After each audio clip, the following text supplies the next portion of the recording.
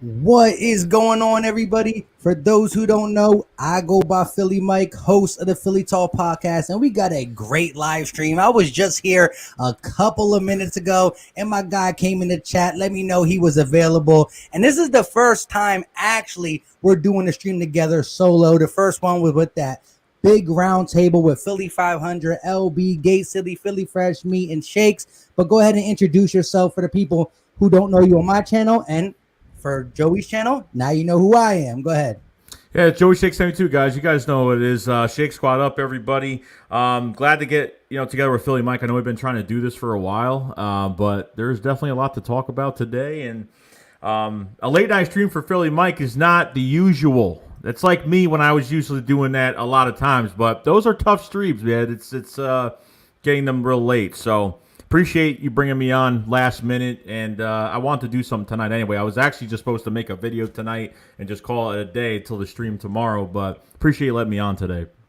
Hey, man, great content, great content. Ain't nobody really get up to quick news faster than Joey Shakes. I mean, you got the content creators out there, the LBs, the 500s, the Gay Cities, the Fresh. Everybody's great in their own way, but the one thing Joey Shakes is quick to a dime with is if something drops, he don't care where he is, how we got to do it. He'll get a 2-3 minute quick video out if he needs to. And that's what I like, always keep everybody up to date, because look, at this point, we kind of don't want to know what's going on in the Eagles, because if a news breaks, it probably means somebody else is injured or we took another L. But look, it all got to stop.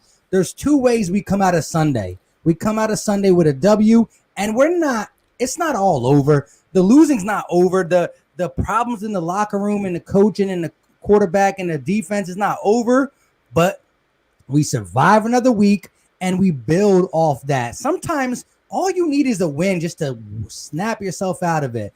It could be against the Bengals. Who cares at this point? How do you feel about Sunday? I don't care if we beat the Bengals by a point. I just want to win. I think we just need to go in that right direction to get some type, just to get in front and do something, because this offense has been nothing. You can't say it's productive, and it's not looking good right now on both sides of the football. We thought maybe the defense wasn't that bad the first game, but we really saw the true colors. Jim Schwartz didn't really have a good game plan for that game.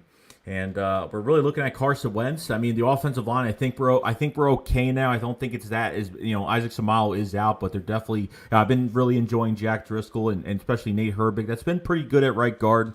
So I think it's all about the game planning, not looking, with the play calling being predictable, and it's been pretty much predictable. And Carson's got to get that ball in there. We've had guys open, but unfortunately, we just got to do better. I agree. Listen, the ESPN show, I forgot what it's called, the Good Morning Football, whatever it is. I don't really watch with the Rex Wine and all them guys, but 20 off-throw targets, which leads the league. Like, the 4 interceptions lead the league. The 20 off-throw targets lead the league. 8 sacks in one game leads the league. Like, I don't know what else to say. But I will hold my hat off what we knew about Carson Wentz prior to this year. We weren't all excited for no reason.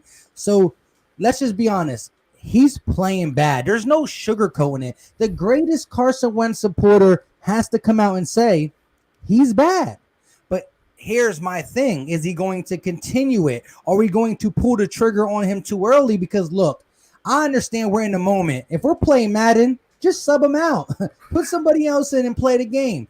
But after the game's over, you start over and you go about your day. This is an organizational decision that is going to have repercussions from the top to the bottom in our future, money-wise and everything. So I don't feel we can pull the trigger this early. Now, he goes out and plays a stinker against the Bengals. Well, then you're at an all-time low, and decisions have to be made. I don't know exactly what decision needs to be made, but decisions got to be made. But again, you're still talking about the money situation, and just everything that goes along with it. The Bengals defense is not good. Baker Mayfield and the Browns are struggling, and they came out of their shell against the Bengals. No Trey Waynes. They signed him from the Vikings.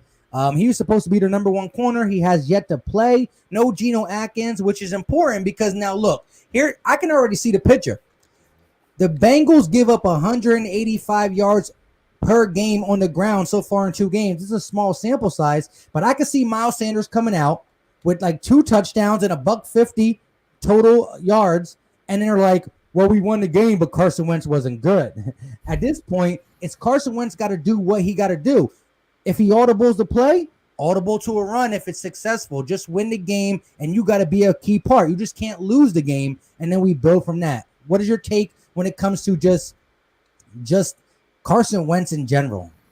When I made my video after week 1, and I was pissed off. I have to say, I didn't want to do it because I knew the backlash I was going to get from it, but I was tired of it because ever since that injury in 2017, the guy hasn't been the same. He has not, and for some reason, he's not rolling out of the pocket. He's thrown off the back foot. Even the simple throws, like he's throwing a screen pass to Deshaun Jackson, and it's going behind him. The one that J.J. Arcega-Whiteside in the end zone was wide open, didn't get the ball in front of him, but pretty much got the ball behind him. It's just been an issue, and look, if I critique Carson Wentz because I know he could play better, because I'm not telling him that Hurts could start over him, but the controversy is already starting to happen because I went to that Philadelphia Eagles when they had their post game after the game, and the live chat was going crazy saying Hurts, bench Wentz. I'm not really on that train yet. I think I'm on the train of getting rid of Howie Roseman right now, but I'm not on the train right now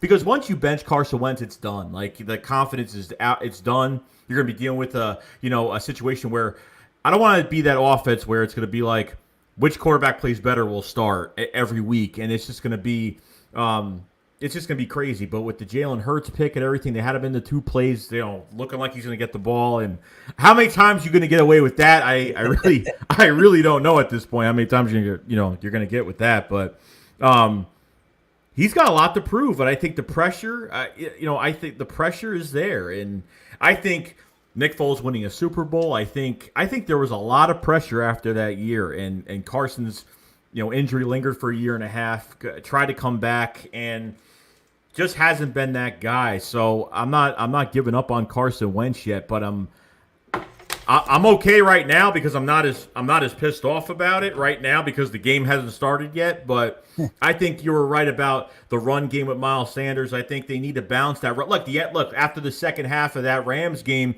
running the ball down their throats. I mean, it was amazing. And then all of a sudden he gets so aggressive, thinking, he just chucks that to the end zone, thinking there must be somebody wide open, and there's not. So these are the things we really have to see. I mean, Carson, I think the more times Carson Wentz gets hit in the game, the worse he gets. You could tell when he's flustered. You could tell when he's confused. Then I see him laughing on the sideline. I don't know what's going on with this guy, but it's not looking good in my book right now. But this is going to be a big game against a really bad team, but I'm getting those Miami Dolphin vibes. I'm getting that vibe from last year when we came into a game. We said, "Oh, that should be no problem to beat the Miami Dolphins. It should be no problem beating the Bengals with Joe Burrow." But Joe Burrow has never lost 2 games in a row in his career, even in college. So that guy's hungry to come out. You might not have, has Mixon, AJ Green, a couple guys on offense, but as a team, I don't think they're good. But the Eagles make more mistakes, shoot themselves in the foot. We could lose this game. Hey, shout out to the people who saying they love this collab. We're going to do this more often, definitely. But let me just say this to piggyback off him. Here's the thing, though. If we get that Miami Dolphins game, that's the game you see Carson Wentz play great and we still lose. How do we feel about this team then? Because let me say this. Carson Wentz is playing trash, basuda. And if I knew how to say it in Chinese, I would try to say it that way too. But listen, the defense ain't much better. So we're not a quarterback away from winning. I mean, the defense, if you have not checked out my Rams versus Eagles breakdown, I mean, wow. Even in the run game, we were bad. Nathan Gary keeping his eyes in the backfield. There's a lot of eye candy going around. You knew this going into the game. You got to relax. But look, I broke down Joe Burrow and the Cincinnati Bengals in my preview. For those who subscribe to my channel, if you haven't watched my Eagles versus Bengals preview, go check it out. talk about the Eagles and Bengals, but I'll also break down some tape on all 22. Listen, what scares me is this: 25% of the Cincinnati Bengals play so far this year have been in empty back 5 receiver sets. So they got the receivers to do it. They got Alden Tate, AJ Green, Tyler Boyd, Michael Thomas, not from the Saints, but a guy. And they also got forgot. I don't know. I forgot too. They got 5 decent receivers. But what I'm trying to say is, how are we going to match up in our dime? Trevor Williams is going to be on the field. Crevion LeBlanc, Roby Coleman, Vontae Maddox, and Slay. We're going to need everything. Probably one linebacker. If that's the case, it's going to be Nathan Gary. But that matchup is going to cause us some problems, and Joe Burrows will get the ball out of his hands quickly. However, if we play first down great, we could really take the table over, because I saw Joe Burrows in the film I watched, when it's 2nd and long or 3rd and long, if it's 3rd and 7 plus, he will try to hold the ball because he's athletic. He can run, he can scramble. Listen, if you guys haven't watched no Cincinnati tape, check this out. Game 1 against the Chargers, the Cincinnati Bengals are on the 23-yard line. So they're not in the red zone yet. They're 3 yards away from the red zone. They're in an empty back set. They throw the ball, it's incomplete. On 2nd down, they go to the same thing. 5 receiver set, empty back set. And guess what Joe Burrows does? He quarterback draws. This is not him just panicking and running. He hikes the ball and he goes right away and he runs a 23-yard touchdown against the Chargers defense. So we're going to see design runs, and we're also going to see him on 3rd down. Oh, nobody's open. Let me go get something. He's Carson Wentz before the injury. Let's be honest. You know what I mean? And again, if you guys watch me, I'm a Carson Wentz truther. But if you caught my videos, my reaction Monday, I'm kind of with Joey Shakes. The footwork, the mechanics, the sloppy plays are inexcusable. But here's my thing. Like Joey Shakes says, we really just going to just throw it all away. We have to make the right decision. So we got to go through the things. Listen, you got a bad employee at your job. You just can't fire him. He might collect unemployment. He might collect unemployment. So you got to go through the proper channels to fire a guy. And I'm not saying this is a fireable offense for only 2 games, but 3 games, 4 games, 5 games, you're out. You know what I mean? So we have to wait and see perception on this, but it's not pretty. It's definitely not pretty. Let's get to some of these comments, and then I got a couple questions for you, my guy. Okay. Philly Fanatic said, with Carson struggling the way he is, Doug got to shorten the playbook, keep it simple, because Carson is struggling mentally. Yeah, that's not a question. That's kind of a statement. But shout out to Philly Fanatic, another Eagles content creator. Go check him out. Yeah, it hasn't been all Wentz's fault. The defense doesn't look like a top 5, 10 defense they have the past few years, and the offense still looks stale compared to last season. Yeah. Let me get your take on Shakes. What's your take on Doug Pederson's play call? I know week 1 was pretty bad, but how did you feel about him in week 2? I thought we had some receivers getting open. I thought there were times where I think Carson's just been off by like a thread with every pass he's been getting. I don't know. It hasn't been looking good, but I think they need more of a balance with the run game, obviously. But they're running up the middle. They're doing too many things that are too predictable, and I think defenses are catching us. Like, because every team that's definitely studying us now, it's very vanilla. It's very bold. Carson's got to, I'm not seeing enough play action. I'm not seeing enough. I'm not seeing any rollouts. I'm not seeing anything. I see Carson hiking the ball, and he just stays in the pocket, and he just sits there. Like, I watched tape from last year, and as soon as he felt like he was in trouble, I know you have to work yourself in the pocket, but if it's collapsing very quickly, I saw last year he was moving out of the pocket a lot quicker. So I think that the issue is he's got to move out of the pocket. He's better out of the pocket statistically, but sitting in the pocket, and then like when he's about to get hit, he just puts his body to the ground and just decides to take a hit. I don't know what's up with it, but he's got to change what he's doing during the games.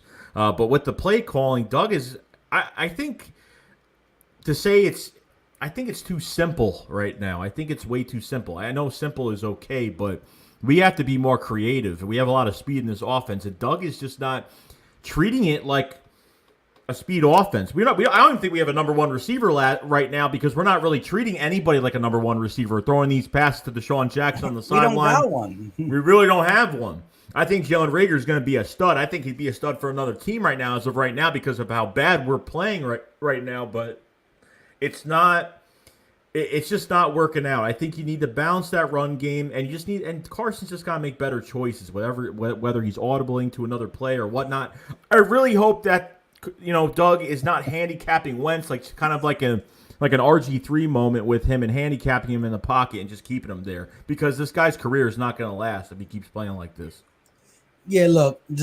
I mean, I watched a lot of film on Cincinnati because I know this is a must-win game, and I feel like I don't know why I watched the film because I want to know what they're going to do against us. But at the end of the day, I'm not part of the Eagles organization. No matter what I know ain't going to help them. I mean, Jim Schwartz got to know.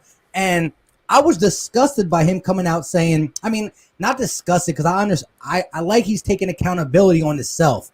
But really, bro, you had all week, and now you're like, yep, my game plan was poor.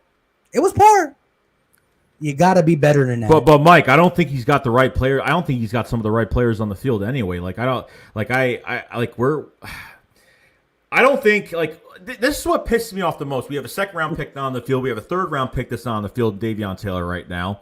It's Nathan Gary can't cover. And, I think Mills has played a lot better, but, I think he still has to work on a few things, but I think he's played a lot better. He's come down, make some good tackles, and he's come down too early when the run's going upfield. Okay, so with this defense, with Derek Barnett and Javon Hargrave, pretty much have to knock the rust off now because it's like, oh, yeah, they're coming back, but I knew when they were coming back, they weren't going to be the same. I knew that something was going to happen where they weren't going to have the same pass rush. And the pass rush was poor. I mean, it was poor. I mean, we should not look like this right now. And if you say that, that Joe Burrow is literally has empty set in the backfield, that pass rush has got to be there. And, they have to close it. They can't keep one side open and let him run. They have to force him to throw the ball and get him on his back foot. And that's all that matters right now. But cornerback-wise, I thought against Cooper Kupp, it was hard, and the Rams were doing a lot of this switch off, handoff motion. Like it confused me a few times when I was watching. I thought the ball was over there, but it was really over here. Like it confused me. So they have to be on point. I think those defensive ends had a huge problem last week because they were just going straight in. They weren't containing the outside. I understand you have to hit your gap in a 4-3, but they have to contain, and Josh Sweat screwed up. Brandon Graham didn't play a good game, so they have to maintain that outside. Yeah, listen, a lot of people are hard, and rightfully so, on our D-line, who's supposed to be one of the top D-lines in the game. But listen, if you watch the game really watch it, against Haskins, the limited offensive possessions they had because they scored – bang, bang, bang, score, bang, bang, bang, score because of the Carson Wentz turnovers. But let's get to this defense, though. Jared Goff, quick. The only time he wasn't quick was when he was running play action, and he did take long, but the defense was so confused because of the eye candy. You motion two guys left, right, then you roll out the opposite way, and we were confused. We were not disciplined. We were too much with our eyes and not instinct. And that's what happened to Nathan Gary. Every single catch from Tyler Higbee was Nathan Gary watching the play action and then too late to react on his guy. Like, I broke it down crazy good in my Tuesday video. I mean, he's legitly waits and he can't, and he don't got the catch up speed. He's not a cornerback, but look, we're not going to get the eye candy from the Bengals. What we're going to get is this. And one of the reasons why they're going to go into empty back set is because they trust his arm. But also, if you go into an empty back set, you have to play your cards. Because guess what? You can't disguise. You can't have guys to the left when you got guys over here. So if you put 3 receivers on this side and 2 receivers on this side, well, guess what? If you're in zone, you're going to show it. And if you're in man, you're going to show it. If you don't show it, they're going to just hike and throw it to the guy right away. So you show your hand, which helps Joe Burrows. And I watched him. They allow him to communicate at the line. So he's going to watch it. He's going to see the field.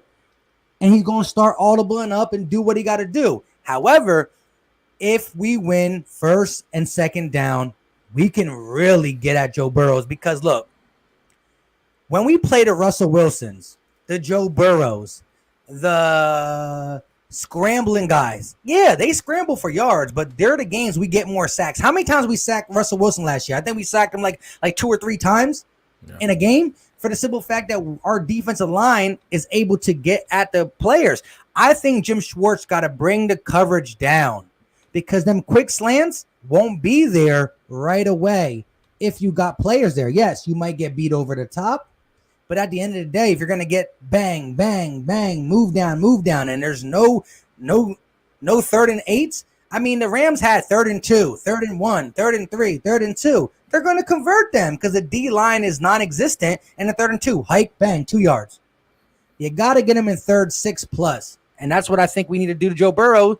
And he missed a couple throws when rattled. So, look, if I'm going to grade Joe Burrow as just a rookie quarterback, I think he's a solid B. You know what I mean? This is what I said in my video. The 0-2 Bengals versus the 0-2 Eagles, but they're 2 different type of 0-2s.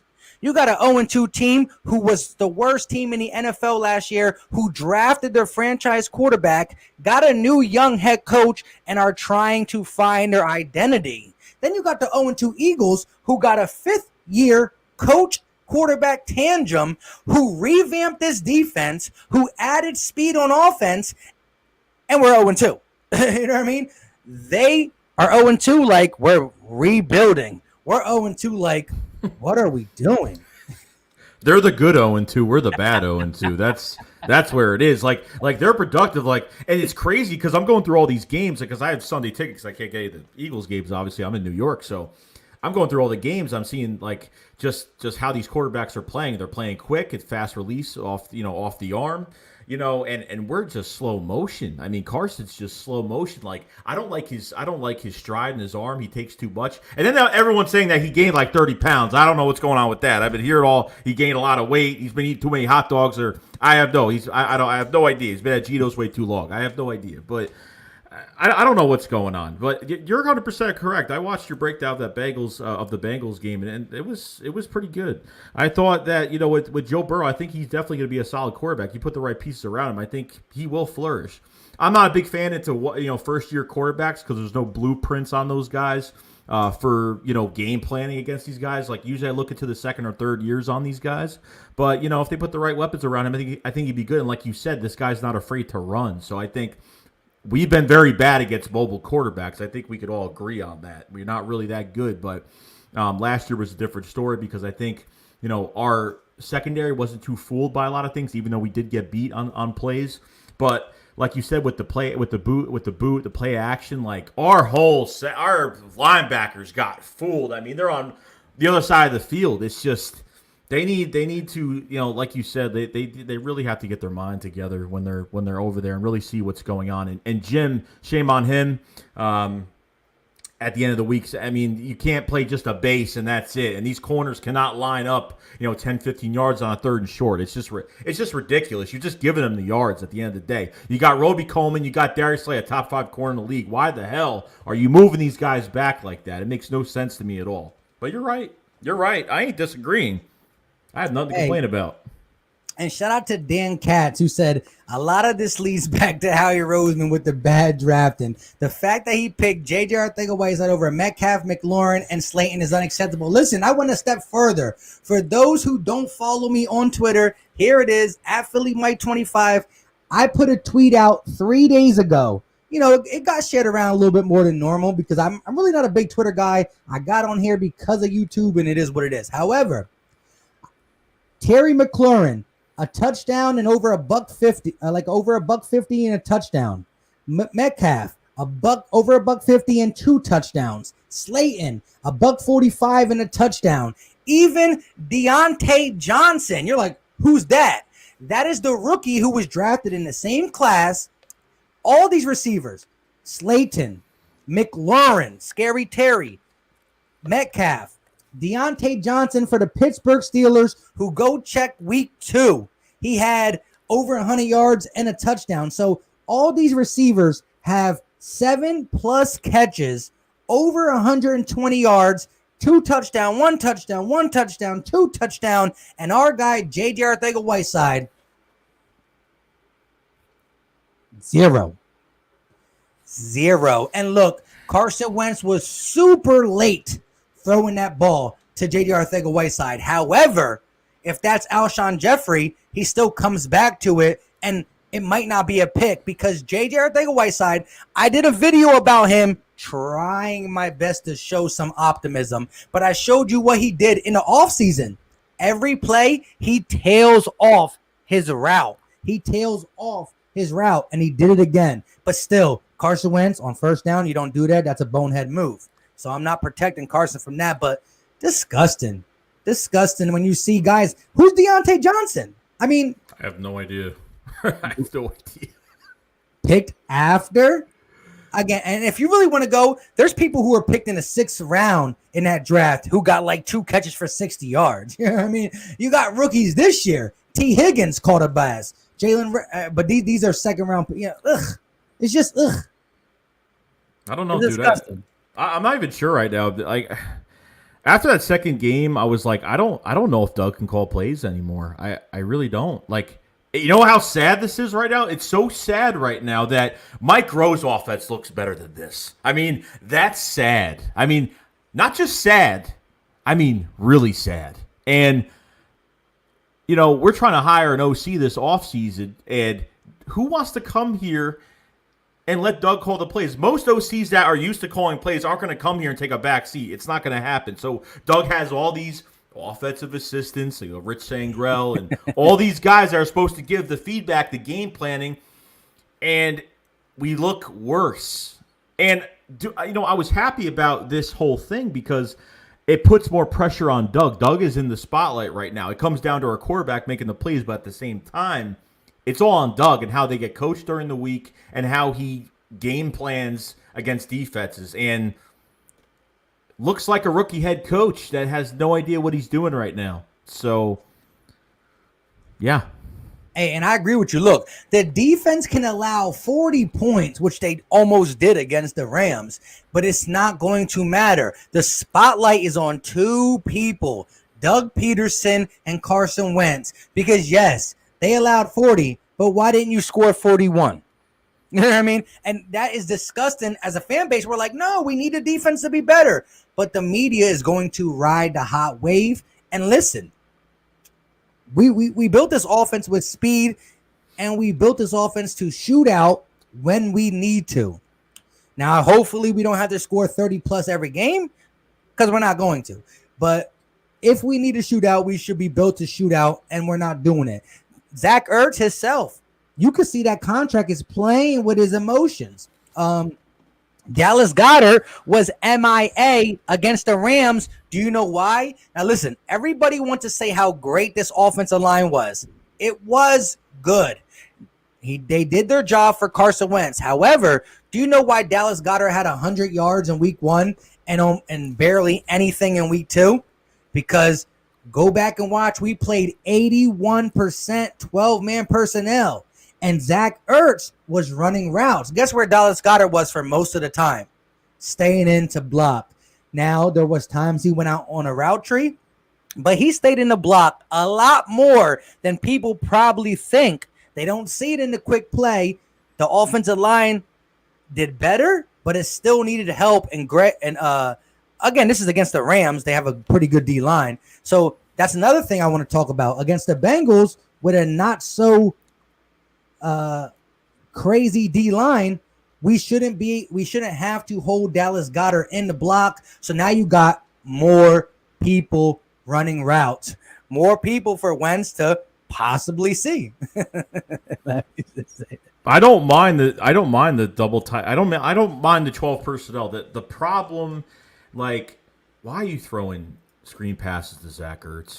Why? I mean, why are you doing that? I'm tired of it. I'm just tired of like this offense has to change. It just has to. By next year, this offense is gonna be totally different next year. By next year, a lot of guys are gonna go off this team. And there was no way when they were discussing the Zach Ertz the extension, I know for a fact they're not, and they're trying to keep both of them in there. They're trying to keep Dallas Goedert and Zach Ertz through contract here to play together. But I don't think it's going to happen. I don't. I told people it's not going to happen because Dallas Goedert, I think, could start for another team right now. I mean, his blocking is becoming almost elite, and just throwing it up to him, he's becoming another possession receiver for the Philadelphia Eagles as of right now. So, so as of right now, like with these tight ends and like he's playing Zach Ertz, he's had some hiccups, but he's playing like it's his last year in Philly, and I think that's going to be the case. And fans are going to be mad over this, but we have to move on. And at the same time, we have to get. I look at what the Raiders did, okay, and the Raiders got rid of a few good players and got some first-round picks, got rid of these guys as they were going to the prime or going off rookie contracts, whatever. You don't want to keep Zach Ertz or keep some guys too late to where they have nothing left in the tank. And I think if you could get something out of Zach Ertz, which I'm not proud of right now, but it's for the team and it's for the cap space. Whatever our cap space stands, that's where it's got to go. That's Joey, where it's got to go. Hey, listen. For those who've been watching me for a little bit, they used to know I used to have my Eagles and Sixers poster, and I got Joel Embiid and my guy Zach Ertz. But let's say this. If I could keep Zach Ertz and find a way, I would try. However, this is a business. Dallas Goedert is becoming a legit tight end in the game. I think the Eagles are scared to go away from the two tight end set because they don't trust the receivers. And right now, I don't blame them. John Hightower looked good in practice. Now, it was only one or two mishaps in week one as a rookie, so you can't just put the nail in the coffin. However, it is what it is. But I will say this. The business decision is this. 2 years left on his contract. He's not going to get a new contract that's going to suit his pockets, so he's most likely going to be let go. So why let him go, walk for free, try to trade him? Now, here's my two things. I believe the Eagles were going to try to trade him at the end of this season and still get some compensation. However, we lose to the Bengals. If we are 2-4 or 2-5 when it comes to the trade deadline, well, we're sellers. We'll sell this year. So I don't want to think that way because I'm an Eagle fan that says this. I think the Eagles are going to the playoffs until they're mathematically out. Until they're mathematically out, I'm going to just keep that one glimmer of hope. It's disgusting sometimes, but guess what? I've been a fan too long. Look, I got this tattoo a couple years ago, right? The reason I got this tattoo, and it's so little and it's all the way up here, is because I got this tattoo when I was 15 years old. On my 15th birthday, my mother had to take me to a tattoo place. They were like, you got to be 16 with a parent signature. Next one, 16 with a parent signature. We went to like 5 different places. Now, this is a while ago because I'm almost 30, but we finally found a place that said 15 with a parent signature, and then I almost chickened out. And so I got it all the way on the top of my shoulder because I was just starting high school. I was a really skinny little boy. But look, this go back a long time ago. It's ugly. It's not ugly. It's the Eagles, but it's like real little and just not, it's poorly done.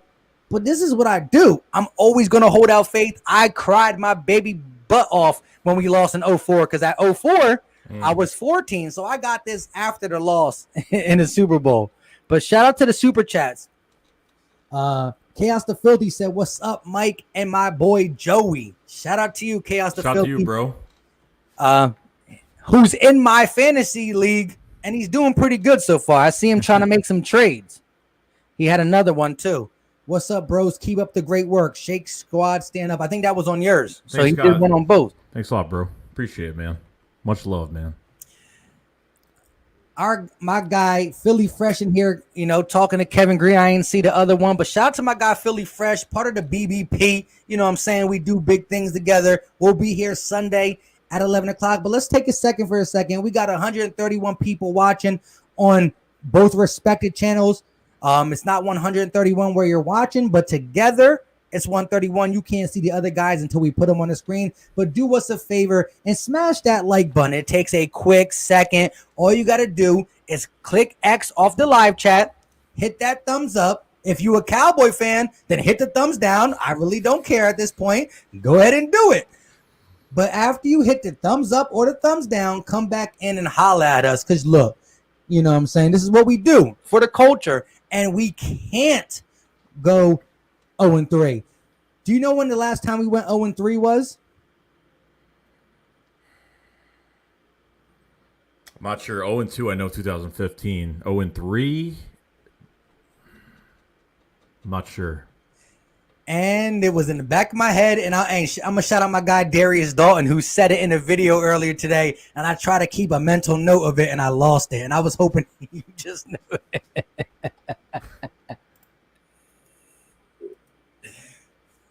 Hey, somebody in the chat got to know this. The chat is just as knowledgeable as us, if not more at times. Go ahead and let us know the last time we went 0-3. 1999. There we go. That hit the bell. That was the last time we went. Was it 1999? Because again, Darius Dalton. Shout out to my guy Darius Dalton. He definitely said it in his Super Bowl window closing video that I watched earlier today, like around 2:00. So shout out to everybody in the chat. Like I said, smash that like button. And if you're new to the channel, look, if you're new to the Philly Talk Podcast, check it out. All I ask you to do is type in the Philly Talk Podcast, watch one of the videos. If you like it, go ahead and subscribe. If you don't, well, thanks for watching. And same thing, if you're new to Joey Shake 22, type his name in, check it out. It's simple. We all know how to spell Joey Shake 72. I mean, some of us might not be able to count to 72, me, myself included right now. I'm just kidding. But yeah, definitely check it out. If you like the video, go ahead and hit that red button. If not, hey, we appreciate you for checking it out. So, hold up. Philly Notion with the $2.99 super chat. He said, late night goat hype. Salute, fellas. Salute, bro. Shout out to my guy who go ahead, Philly. I said I'm about to call you Philly Notion. Go ahead, Joey Shake. Show him how he does it. Hit that subscribe. Hit that subscribe. Love it, man. Philly Notion has got probably the highest confidence and just he's always happy talking about them birds all the time. Hey, listen, I'm gonna make the chat laugh. And Philly Notion's still in here. Listen. My guy Philly Notion is in my fantasy league, right? The dude has Adrian Killins on his bench, just waiting for him to get caught up from the Philly Notion legitly has Adrian Killins on his bench, just waiting for him to get caught up from the practice squad. Shout out to my guy Philly Notion. He's a good Eagles content creator, comes with all this energy. Listen, if we become 0-9, which I doubt it, but a lot of Eagle content creators are going to be coming on here really low energy. Not Philly Notion. That's all I can say. No, never.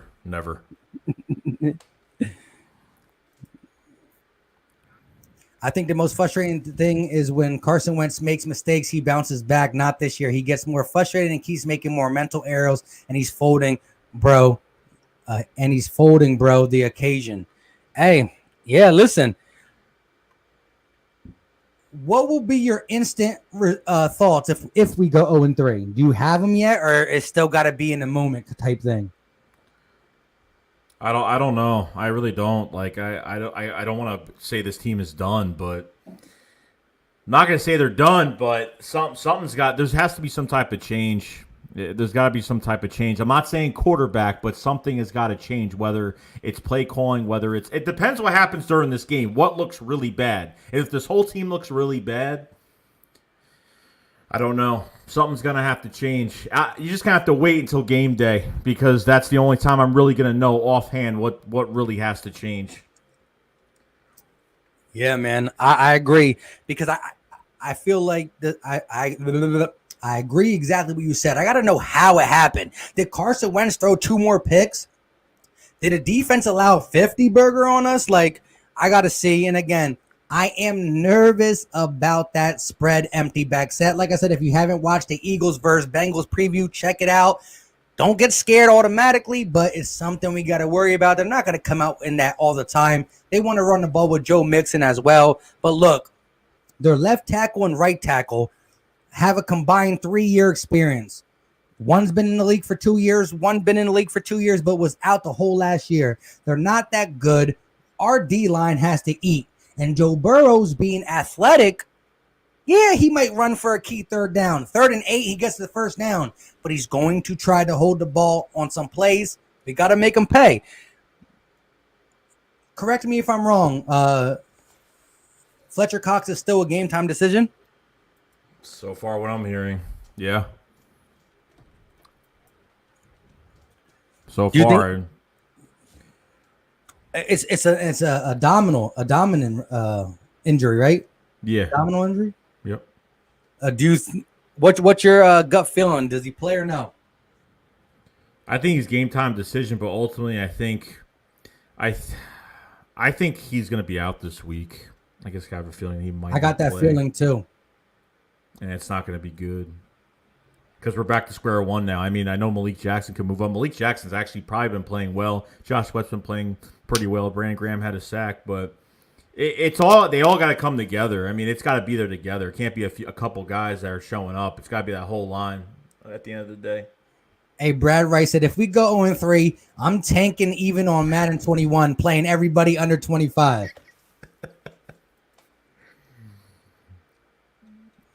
You think Wentz would be lighting it up with that Hurts pick? Now he's just pressing too hard, making too many mental mistakes. You're saying if we got a receiver in that Hurts pick? Well, you know who the receiver we would have got would be Denzel hates Philly Mims, and he probably would hate Philly. And guess what he's doing with the New York Jets? IR. He's on crutches. He's on crutches now. And listen, I never like to joke around about somebody being hurt. I don't care if it's the Cowboys, Giants, Washington football team. I'm all about players staying healthy. But this man disrespected the city. I'm still not going to laugh at him. I already kind of did, so I'm going to take it back a little bit. But, yeah. Shout out to Al Kabir, the analyst, who also does Eagles content, but he also just keeps it popping throughout the whole NFL. You'll catch a couple Eagle videos there, but you'll also catch some why is Cam Newton good for the Patriots? Why is Josh Allen a great quarterback? Blah, blah, blah, blah. Great guy. With the $4.99 super chat, we need this win, and Carson needs to work on his leadership. By the way, Hurts is a better leader, not a better player. Interesting. What's your take on that, Joey Chase? With Hurts, I think I don't think his throwing, I don't think being in the pocket and being very accurate. I think when it comes to Hurts, I think you're looking at a guy that has mobility, that he could probably get away with some things having that mobility. Definitely has more mobility than Carson Wentz. But leadership-wise, I think Carson Wentz takes the cake when it comes to leadership. I think I don't know if this locker room there are rumors that this locker room is kind of not trusting him anymore. The receivers are having an issue with him. I really don't know. I was seeing that when he went to the sideline, nobody kind of came around him. I don't know what's true, what's not true, what's going on behind closed doors, but we shouldn't even be talking about Jalen Hurts right now. I mean, I understand it's obvious just to say let's just throw him in, but you got to be really careful with this. And I think this game is going to be very important to show what Carson Wentz in this offense. I mean, defensively at the end of the day, I know Jim Schwartz can coach, but is he given the proper weapons to use on defense? That is the problem I am having. Okay, he can't control injuries. He can't control who we draft. He can't control who we get in free agency. He's given what he is given, and Jim Schwartz, has done a pretty good job from what he's got. Maybe not this year, but in previous years he has done a good job. But I'm not thinking about Hurts right now. I want Carson to do a good job, and I just want to win this game. I just need him to fix his mechanics, get these accurate balls, and hopefully our offensive line does hold up this game. I don't see why we would have a huge problem, but that's where it's going to come down to this Sunday. Yeah, shout out to 3-Card Monty. Schwartz doesn't blitz. It's true. Schwartz, a scheme is this. This is what he believes. Listen, and I won't disagree in the sense of this.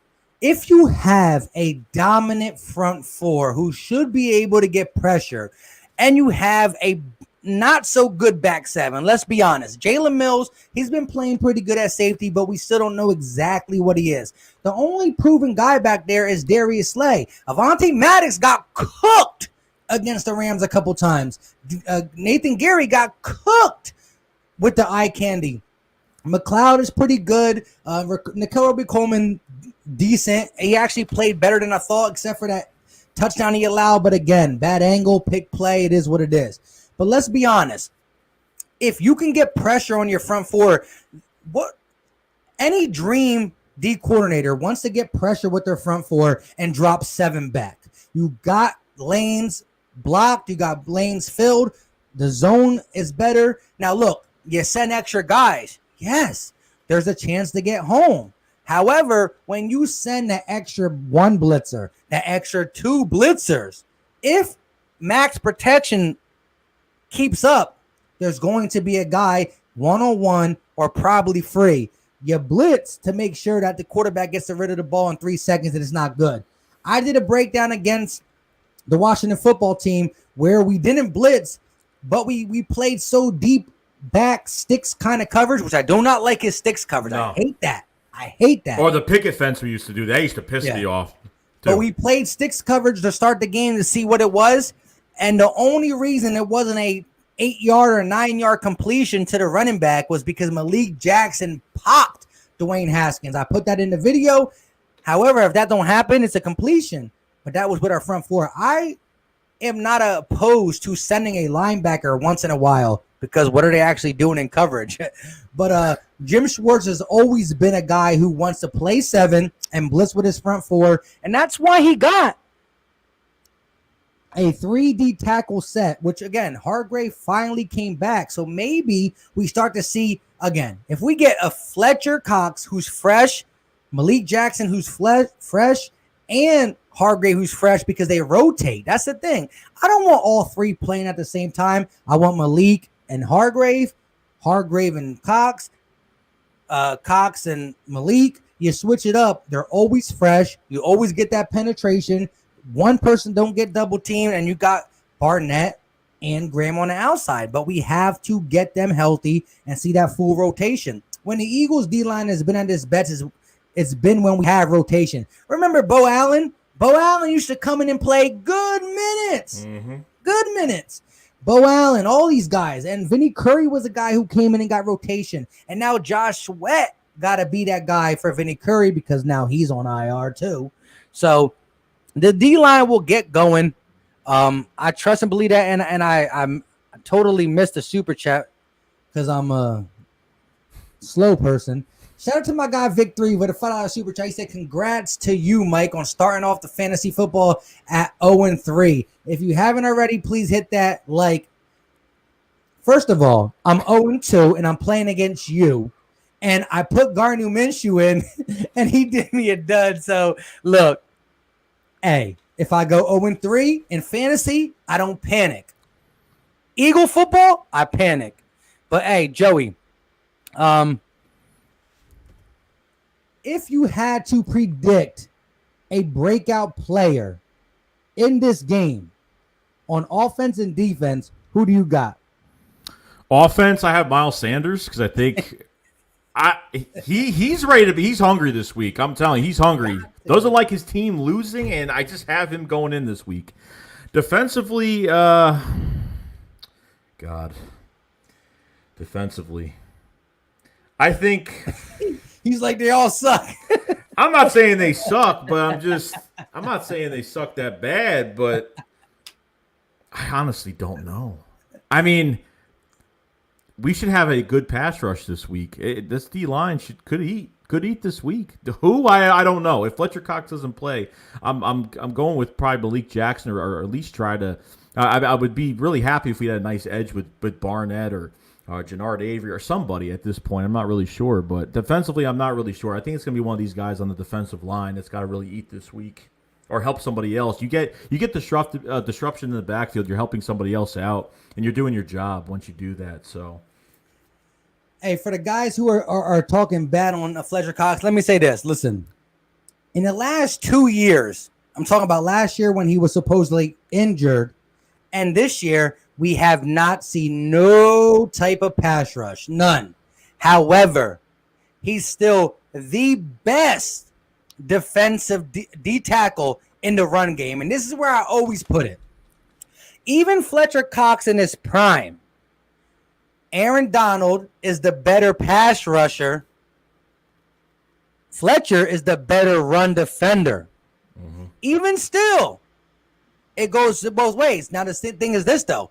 Aaron Donald is an A-plus pass rusher and a B-plus defensive run stopper. Cox is an A-plus defensive run stopper, but like a D- pass rusher. So he still grades out way better. I'm talking about Aaron Donald.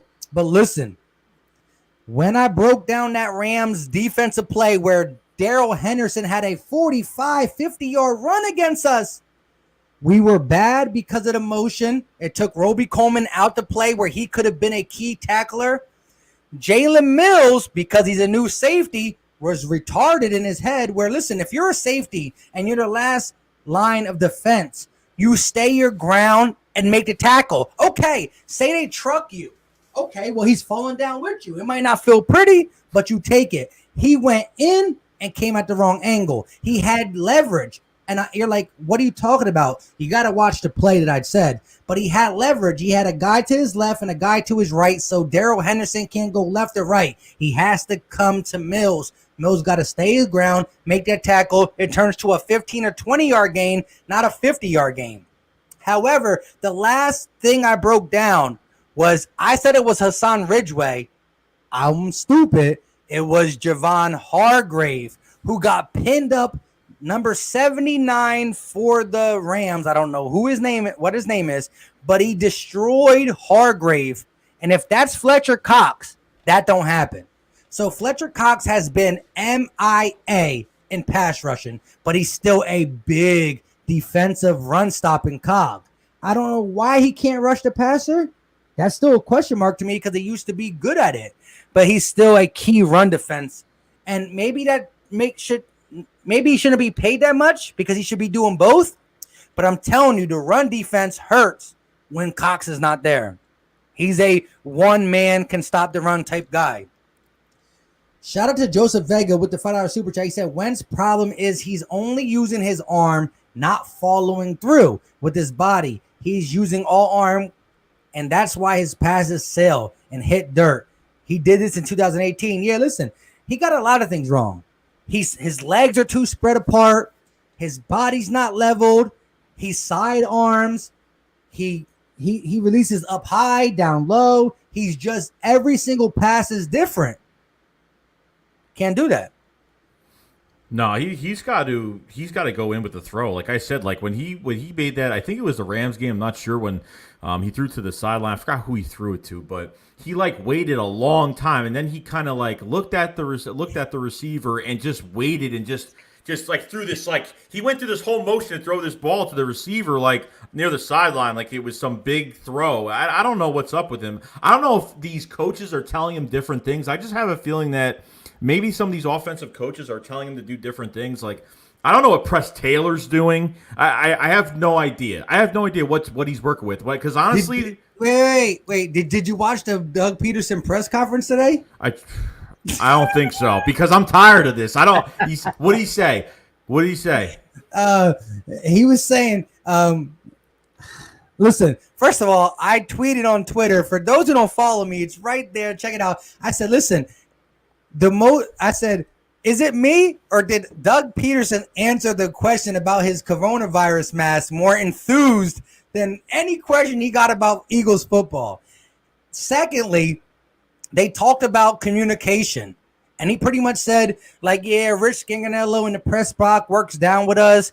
Sometimes if I need something, I'll talk to Stoutland, but pretty much everything that any other coach got to say goes through Press Taylor, and then Press Taylor tells me. That's ridiculous. Dumb. That's just dumb. It's crazy. Like, first of all, Press Taylor was part of the whole crew. Carson Walsh, Mike Groh, and Press Taylor. And somehow two of them got fired. Press Taylor got a raise. Yeah.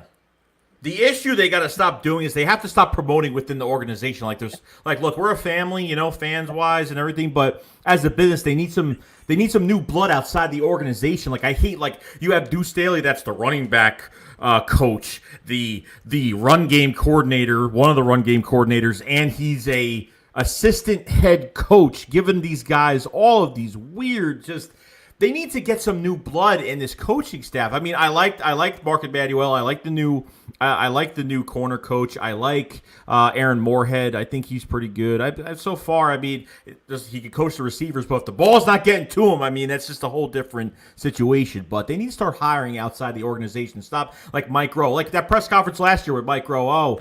Oh, Mike Rowe's going to be here in 2020. Then all of a sudden the next day he got fired. It's just it's ridiculous. So I don't know. Like I'm not good. I think the issue is Doug can't pick. He cannot pick his guys. It's like, oh, we're good friends. You know what? Come on over. You know what, Mike Rowe? We're good friends. How about you be my OC? Okay, no problem. And that's just how it is. It's how it's been. But they need to start changing the ways. Jeffrey Lurie better get a hold of this team before he loses the keys again like he did a while back. So, hey, Dan Katz said, I think Wentz didn't take the offseason seriously. Can't really blame him for that with having a baby. But all I've seen from him this offseason has been him on a tractor or his baby. Hey, shout out to his little girl. You know what I mean? It is what it is. But look, Carson Wentz, I'm gonna just say something. My guy. But bro, if you lose this game, I don't even know. But I wanted to talk about on your thing. There's a concern here with Jeff Lurie or Howie Roseman and Doug Pederson, and I seen this from the gate. If you guys, for those who are new, because I got a lot of new subscribers on even my own channel, shout out let's take a second. If you're watching from my channel, make sure you smash that like button. It's quick. Hit the X button off the chat. Smash the like button. Same if you're watching for Joey Shake 72.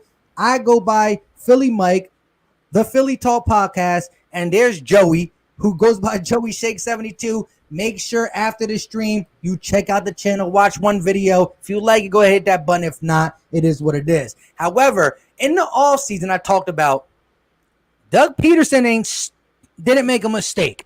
He didn't say that Mike Groh and Carson Walsh will be here next year, and then the next day, they're fired for no reason. What happened is this. It had to. The writing is on the wall. Doug Pederson thought he had control of his staff and was going to give them the benefit of the doubt. He left that press conference, and either Howie Roseman or Jeffrey Lurie was like this. They were like this. And he came here, and he was like, what happened? He's like, you just said that they're going to be here next year? He's like, yeah. He's like, no, they're not. Now you're going to go say that you did some extra study, and you decided to let them go. But they're not going to be there. He's like, but I want them here. It's my staff. He's like, well, they go where you go. All right, they out. You know what I mean? I'm not saying exactly happened that way, but let's think the writing on the wall. You don't sit there and come out and say yes, yes, yes, to come out and say no, no, no. And what he said was, after further, reviewing of all my coaches, I thought it would be best to let them go. No. You would have said, I don't know, yesterday, and then let him go. So you can tell that Lurie and Howie Roseman stepped in. And now here's my other thing. Doug Pederson says to Howie Roseman and Jeff Lurie, I want to be the play caller. And they probably like, okay, if you're the play caller, well, then we are going to bring in the staff. I think Howie Roseman brought in Scanello. I can never say his name right. Richie Rich, I call him. Yeah. He brought in Richie Rich, and he brought in Marty Mornaway to kind of mentor him. But I do believe there's some tension. Like Doug's like, they're not my guys. I don't know if I want to, believe in them. So it's just like a bunch of stuff that, as an Eagle fan, y'all better knock it out. Just play football. Yeah, no, they just got to come together and get this right. I mean, at the end of the day, if they don't agree with what they're doing, they need to get it right because they know if they just keep doing whatever they're doing right now, it's not going to work. It's not going to work at all. So I'm hoping to God that they could at least balance this offense out and get Carson on a good path. I mean, I can't believe we're even talking about trying to get Carson on a good path at all, because into his 5th year, it's just we shouldn't be talking about Carson Wentz. We weren't really worried about this offense going into this year. I think we were worried about seeing what this defense was going to do with all these really new, exciting pieces to have a brand new secondary that was, from night to day defense that was just very different in a lot of ways. But hey, tackle this question or this statement to you. Jerron Dixon says, hey, Joey, I think we should maybe run some plays and do a little bit of play action. And, yeah, I think they got to do something else than just having him in shotgun and that's it. I mean, they need to do something else. Trayvon, you're 100% right. They got to do something else. Like, I think late in the Rams game, they started doing some boots, some play action, whatever. They started doing some different things, and it actually looked a little bit better. They had a little bit of separation, because it's just too vanilla right now. It's too bold. It's too simple. It's too predictable with this play calling. They need to do some different things. You see 2017, even 2018, they did some different things as well. But it just looks like we're doing the same plays over and over, and these corners, this defense is reading Carson Wentz's eyes. I think he's looking down at one guy for too long. Maybe I'm not seeing it. I don't know. Maybe I'm not. Maybe I'm crazy. I have no idea. But he's just too predictable. I mean, you get first game, you get 2 picks exactly in the same spot. I mean, exactly. I mean, you could literally put the shadows together and it would line up. I mean, that's how bad it was. So, I mean, 4 picks in 2 games, and he only had 7 last year. I mean, it's ridiculous. It's crazy. Hey, my wife just texted me on my phone. She's probably watching. She said, because I got a really bright light on me, and she said, you look too white. My wife is Latina to be, you know what I mean? So of course I'm a little tan. You know what I mean? I just got it. Maybe I should bag the light up. This is the first time. So, rookie mistakes, anyways, JM said, this is going to be JJ Arcega-Whiteside's never mind. Who am I kidding? That's what it's every game. It's the same thing. It's the same. That's thing. funny. But I want to tackle your man's question after I hit this super chat. Shout out to my guy Joseph Vega with a $5 super chat. He said Philly Mike Wentz did the same thing in 2018. Used his arm and not fluid passing. He fixed it by game 3. But him using his arm affects his footwork. Yeah, listen, he's doing a lot of things. I guarantee you, if you take his body shadow and just crop it out and just make shadows, you could put 10 different passes and it will look like 10 different quarterbacks, but it's all Carson Wentz.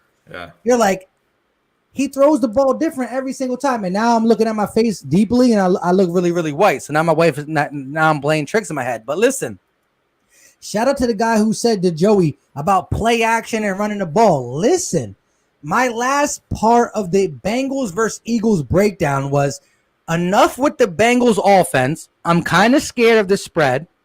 Empty back set. This is what we got to do. Baker Mayfield established the run. They ran the ball heavy. The Bengals allow, on average, it's only a 2-game sample size, but let's and you say, oh, but it's only a 2-game sample size. Guess who was the worst run defense last year? The Bengals. Guess who's allowing 185 yards per game on a run? The Bengals. Guess who don't have Geno Atkins and Mike Daniels, their 2 starting defensive tackles? The Bengals. Run the ball with Miles Sanders. And once you do that, the last play I showed in my preview was how they faked the ball to Kareem Hunt and the defense went all the way over there. And Baker Mayfield had 2 options open. He rolled out. And who's one of the best passers on the run? Our guy, number 11. Yep. Well, that's what we remember of him. Who knows what is going to actually happen? But listen, when it comes down to it, we can do all the talking we want. Carson Wentz, Doug Pederson, got to play great this game. If the defense plays great, well, then that's extra.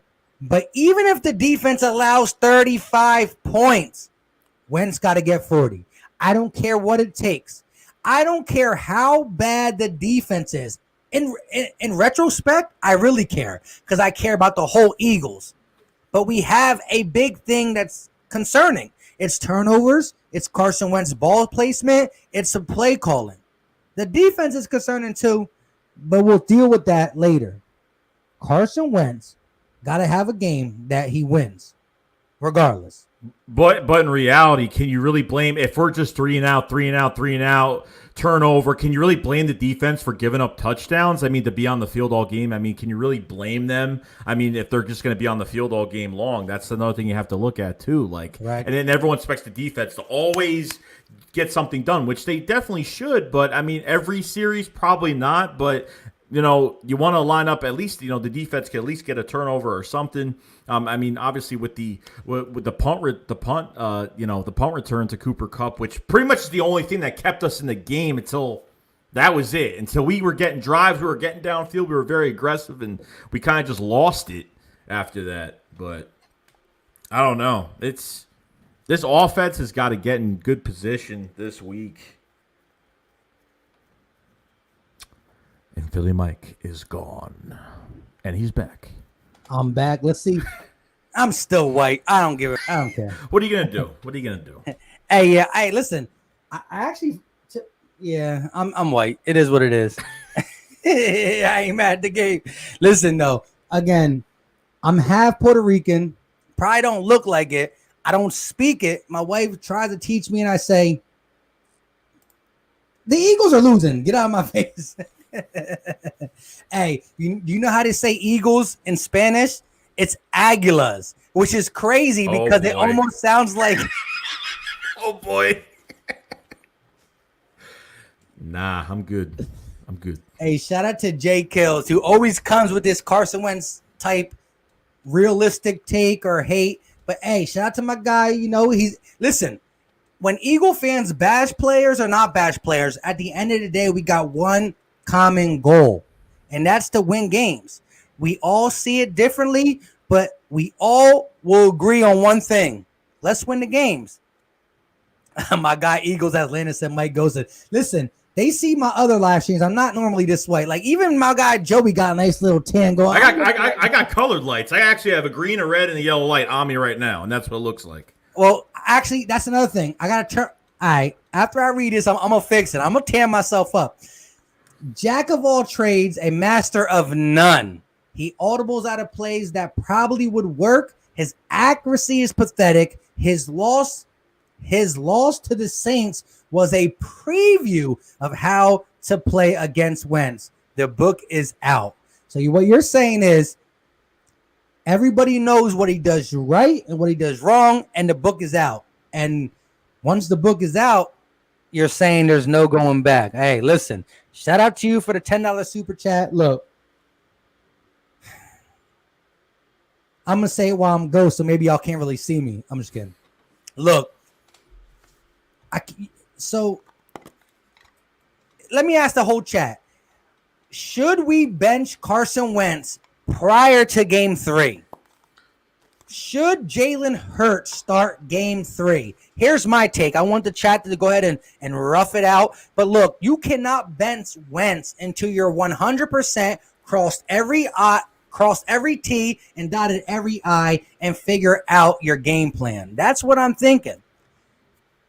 I believe it's a 2-game stretch. He can get out of it. If he doesn't get out of it, I'm going to be the first one to tell you, I support the Shield.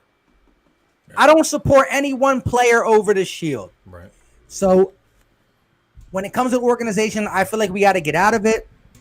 We got a bunch of no's. Now, listen, if it's week 7 and we only won 1 game, let's talk about it because the season's over. Let's figure something out. But week 3, I can't support that. Go ahead and Joey, let me know what you think, and I'm going to try to, adjust my light one more time. That's all good. I think as of right now, if they lose by like 40 points, then I'm not really sure what's going to happen. I think he would have to, if he was to be benched, it would have to be if the Bengals literally score 40 on us. Like it's nothing. I think that's where it's going to come into effect right there. But to come as a whole team right now, I think it's a beatable team this week, guys. I mean, it's a beatable team. There's no ifs, ands, or buts about it. But like, I'm not really even thinking about the Bengals. I did my preview, but I'm thinking more about us than I am the Bengals right now. That's That's the issue I'm having right now. Like I could care less about them. I care more about us than I do about them, because I think we have more of the problems with our whole entire team, not just the players, but the coaching as well. So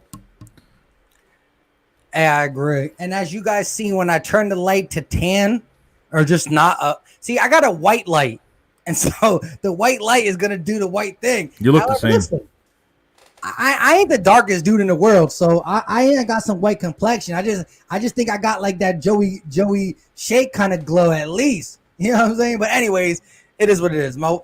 I hate my wife right now. Now if she's watching, she gonna kill me when I'm done. I love you though. Anyways, Joseph Vega said, play action. It don't work. They don't respect it. They hit him while we are doing it. We look so slow doing it. We need flea flickers in reverse with Hurts. Honor, so listen, at the end of the day, you need to sometimes have in your bag that extra trick play, that Sean McVay eye candy type stuff. It does work. But listen, do you know why play action looks stupid? Because week 1, we ran for 60 yards. You know what I mean?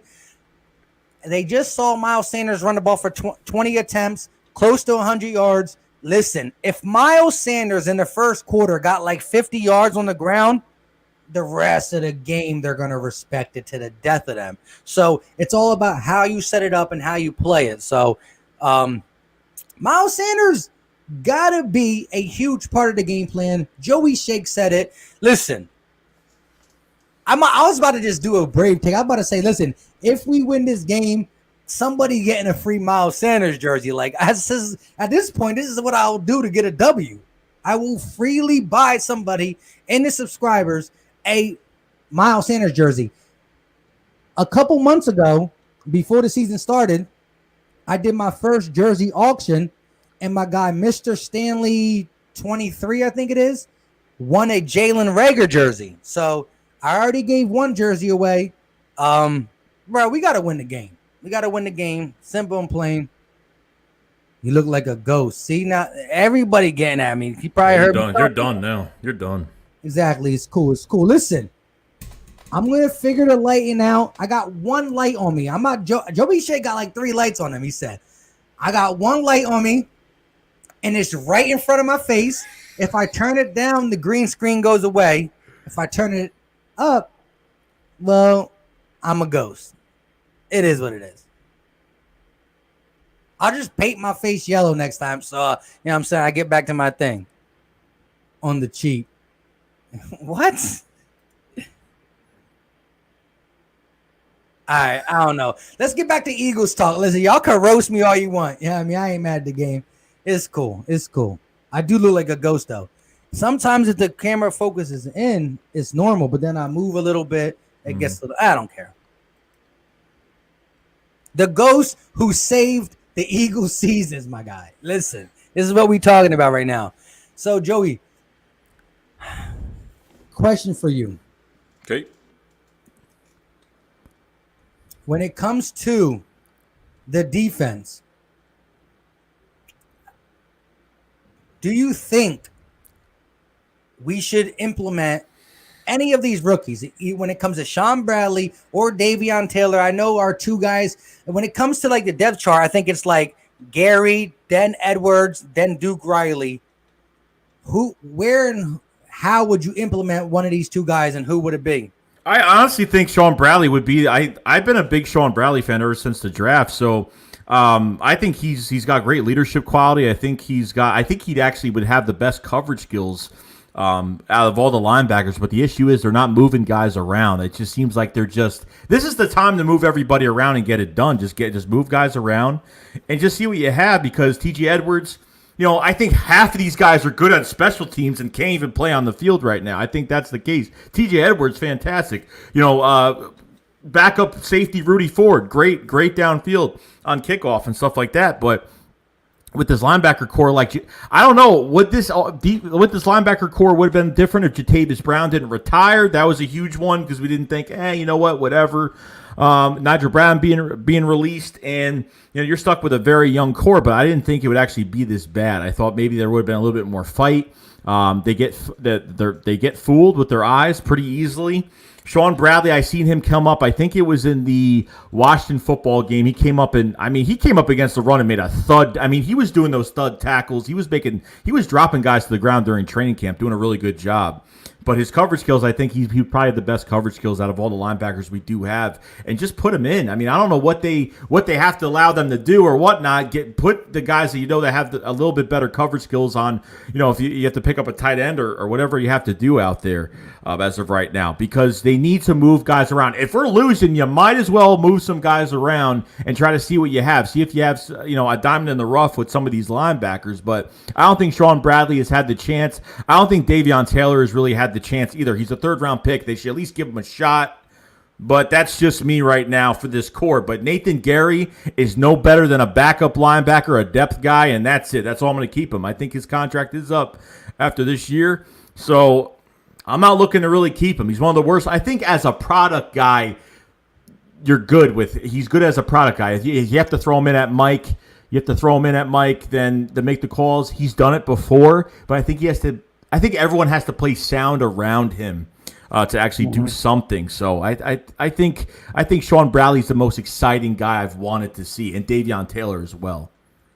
So, yeah, I mean, we definitely drafted speed at the linebacker position to watch these athletic, rushing quarterbacks. Yeah, man, I would definitely not be opposed to implementing one of them too, because like we saw last week.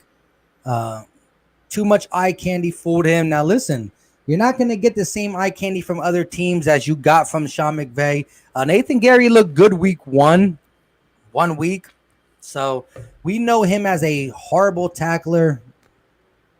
It just doesn't pan out. I don't know. I really don't know. But I think if the Bengals go a lot of 5 receiver set, empty bag set, at least 25, 20, 30% of the time, well, then we're going to be so big and dying. We might not see too many linebackers on the field, to be honest. So, shout out to my guy, Kueagle, with the $3.99 super chat. All he said was fly, Eagles fly. Let's get it. Do it. Facts. Joseph Vega with another super chat. He said, Trevor Williams finally gets a chance to shine. Hey, I think you could see him at the number 2 spot a little bit and definitely see him in dime packages. Yeah, he's been off the team more than on. He finally gets his chance. Finally, hey, I mean, it's got to be annoying. I think he was nursing an injury from last year. I think that was the reason why when training camp started, they got rid of him. I think that was the case. But he was only, I think, in 1 snap or 2 snaps last game. So hey, Trevor Williams is a veteran. That's a good thing. I've wanted him on this team for depth purposes. So I agree. Yeah, why not? You know what I mean? At this point, can we get much worse? But let's talk some grand scheme things. This is my first time doing a stream with you. What was your prediction for our record prior to this whole blah in your face? I said the lowest we could probably get is 10-6, but I had this team having at least 11 wins. Yeah. Don't think so. I don't even want to talk about it, to be honest. I think it's embarrassing. I think it really is. I know. Listen. Bro, at the end of the day, my thing was I always said 10-6, 11-5. Thank God we're in a bad division. Listen, and if people say, well, why would you want to slip in at the end of the day and probably get beat first round?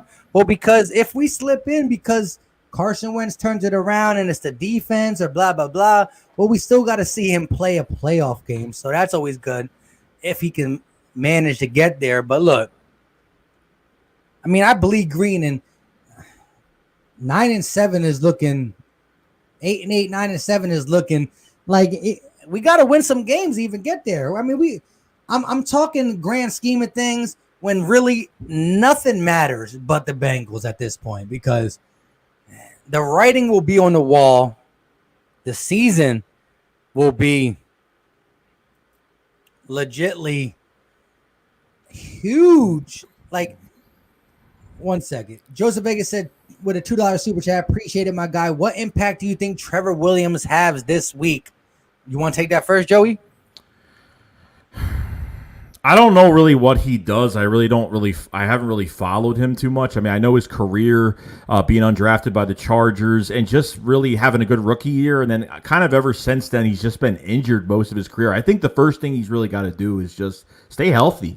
Staying healthy is probably really important. And, you might have something out of this guy. I don't know what he has left in the tank, but he has fought this hard to come back from injury. And he was injured last year. He was with the Cardinals last year. I think he only lasted 2 games, not much. So, when I'm looking at it, because we did face the Chargers a couple years ago, so he did get some plays on us as well. So I think his coverage skills, I'm not sure what he could do. I think I just have to see it with my own 2 eyes during this game. If they're going to put 5 receivers out there, whatnot, if they have an empty set, then you're going to see a lot of playing time from Trevor Williams this game. I think Trevor Williams is a physical type cornerback. He can play the outside. I think you can bounce Avonte Maddox inside if he's playing well throughout the game. Again, talk about rust. This whole team, the dude hasn't played football, meaningful football in forever. Number 1, top 10 corner in 2017, gets injured. The Chargers try to retain him. They don't retain him. They let him go to free agency. He gets picked up by the Arizona Cardinals, plays 1 game, gets injured. They release him, and now he's a Philadelphia Eagle, on, off, and maybe on one more time. So as Joey Shake said, he spent more time off the team while being on the team than being on the team. It doesn't make sense, but it makes sense for the Eagles. Right. He's a physical cornerback. I just got to see where the whole Russ issue / again, you saw Miles Sanders say he was gassed playing 60 minutes. And this is a guy who's only missed a couple practices for his hamstring. This guy missed a lot more, so I want to know where his endurance and stamina is. However, I want to talk about Will Parks. I see the chat talking about Will Parks. This is a key person we're missing. You guys watched the first 2 Eagle games. We play a lot of big nickel. Who's been playing the big nickel position? Marcus Epps. Yeah. Really, though? Not playing well. Really? Marcus Epps is a special teamer. He's a good guy, but that is what we brought Will Parks here for. Marcus Epps' position is supposed to be Will Parks. Will Parks is there, a versatile defender who can play in the slot against bigger guys, who can move all around. Very versatile, very underrated. I love that 1-year signing, and it's crucial. We need him back, and he's not going to be back till week 6. We can't wait until he's back. But listen, this is exactly why Marcus Epps is here. There's no reason why he should be playing. That's Will Parks' spot.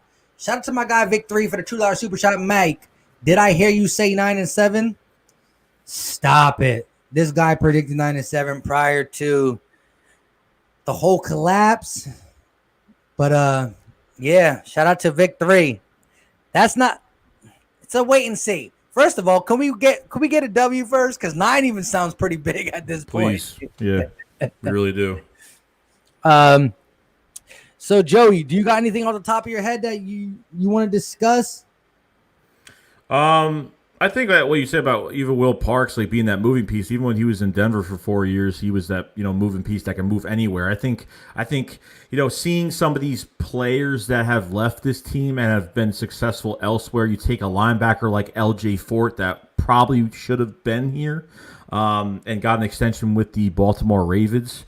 Obviously we saw Aguilar in that primetime game with the Raiders with 2 catches, but everybody was making a big deal about that. But you take Will Parks, though, like I said, he could move all over the field, and losing Malcolm Jenkins was pretty big. And I want to ask you this probably. Do you think this defense has found its leader with Malcolm Jenkins being gone, or do you think it's kind of something that's still going through the flow of motion right now? Yeah, that's a good topic to bring up. I think the defense is still trying to find the leader. I think Ronnie McLeod is trying to be that guy. You want to look at a guy like Fletcher Cox, but being probably the best player on our defense overall, highest paid, all that good stuff, the most longest tenure there, the veteran, but he just doesn't show it in that situation. A lot of the leaders always normally come from a guy in the secondary. They're just a guy who's amped up. Jalen Mills was an amped up guy, but I don't think he's in a position to do that. So I think it got to come from Ronnie McLeod. Darius Slay, you would think could do it, but who wants to listen to the first-year guy on the team?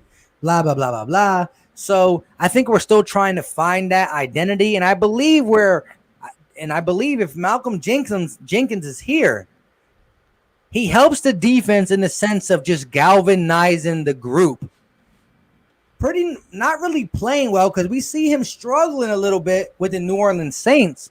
I think he can galvanize the group where his leadership trumps his actual play, which makes him respectable, reliable. I think he can bring more value to a team like the Eagles, where they love him here, than the Saints. They remember his Super Bowl ring in 2009-ish, but he was a young pup, and these guys don't respect him for that exactly. So I think when it comes to a leadership, he can offer more for Philly, but he got the bag over there in New Orleans, and we got to find our guy, because who are we going to lean on when times get tough? Like last week. Listen, defense played horrible. We were down 21-3.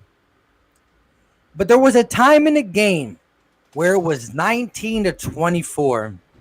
The defense had a solid 5 or 6 minutes in the third quarter where they played great. They got Jared Goff off his spot. They were not blitzing. They were getting at the passer. They were doing a lot of things. They stopped him from his 13 for 13. We looked good. We got back into the game. Now Carson Wentz threw a bonehead interception. However, 19-24. We need to stop. Get the ball back and let's have one more drive. Yes, our offense coughed it up, but we need one more drive. And that's when Darnell Henderson, whatever his name is, ran for 50 yards. And there was a lot of things wrong with that one play. And one of them was, that was one of the plays where Fletcher Cox rolled out of the lineup to get a breather. Hargrave, who's new to the game, got to get in game shape, got beat badly, open up the hole, and then everybody else was wrong too. Listen, if that play turns into a first down run for 4 yards, maybe the momentum is on our side and we get off the field. Who knows? It's a what-if type game.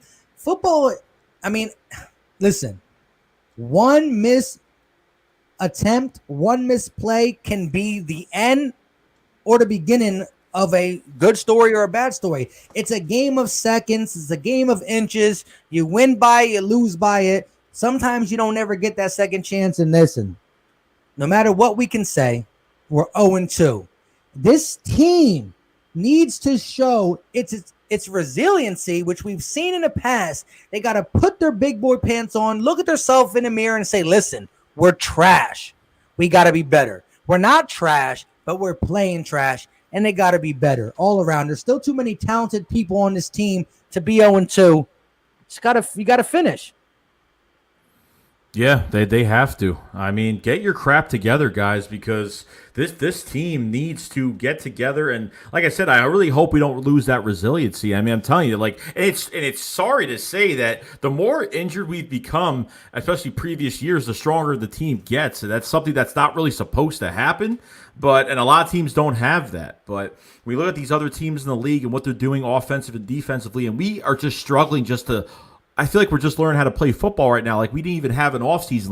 Obviously COVID and everything that hit in March really screwed everything up, and it really did. It really affected not just our lives wanting to play football or wanting to watch football, but our lives as just a community, just getting through it. And finally, when the first game for the Eagles comes and they play like that, like this is what we've been waiting for, and you see them play like that, you get pissed off because now you're thinking this team was not prepared at all before the season even started. Like, we're hearing, whatever happens at training camp happened at training camp. Whatever these beat writers are putting on, who's making plays, what's going on, you figured, hey, this offense is actually going to turn up and play very well. It could be one of the top offenses in the league. But it was the total opposite. And now we're realizing, not just from the players aspect and the coaches, but this is going far to the organization, the front office.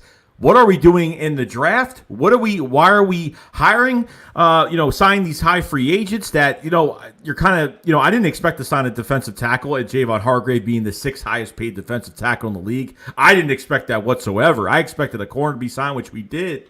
I think Darius Slay was one of the best signings on our team, definitely. But we were over $60 million over the cap, which we really shouldn't be worried about. But why are we even over that much right now? I mean, why? I mean, it's just bad. It's just bad contracts. You have Alshon Jeffrey sitting there right now that's just collecting all the cap space right now. They tried to trade him the past 2 years, even though they said they haven't been trying to trade him because with the Link-Frantic injury that he does have, it's a 9-month recovery, the same thing that Jalen Mills had. And, Alshon Jeffrey might not be here until probably week 4, the latest week 5. But even though you can have the best receivers on the field right now, at the same time, if Carson can't get his stuff together at the end of the day, these receivers are not going to do anything. They can get open. I mean, you look at the tape I saw on Twitter of John Hightower, especially in the first game, and John Hightower was open probably 5 to 7 times in that game, but because of the pressure and what was going on, it is what it is. But they got to get together, man, because there's only so much patience I have with this team. I have no sympathy when they can't even get the ball out of Carson Wentz's hands and accurately. So it's just getting on my nerves right now. So we're just gonna have to see. Hey, Joey, at the end of the day, and this is why I was so hesitant to ever do any play-by-plays, because as an Eagle fan, y'all see me here talking cool, calm, collective. I'm not that way during the game. Every single misplay or play, I'm all over the place. And yeah, man, it's frustrating, especially when we pour all this into them. You know what I mean? But listen, maybe one day we could be like this guy, Joseph Vegas. Shout out to my guy with the $5 super chat. He said, Mike and Joey, relax, man, relax. We will go 11-5. They will beat the Bengals, 49ers, Steelers, and catch the Ravens sleeping. I'm telling you, we win 4 or more straight. Bro, shout out to you, my guy. I'm going to take a little shotty McShot. This is exactly why I don't do late streams, because this is what we do. But we're going on an hour and 32. We got a little bit more for you guys. But if we can have this confidence, I'm with it. Listen, so you're saying with us being 0-2, we pretty much go 11-3 the rest of the season. So we lose 3 more games. Shout out to you, my guy. I mean, I would love to say it. I mean, I could say it. Give me a couple more shots, I'll be saying it. It's just these are the games we should be winning right now, and we're not. Perfectly said. And it's only going to get harder. It's not going to get easy. And it starts out with probably San Francisco being away on prime time in front of on national television. So,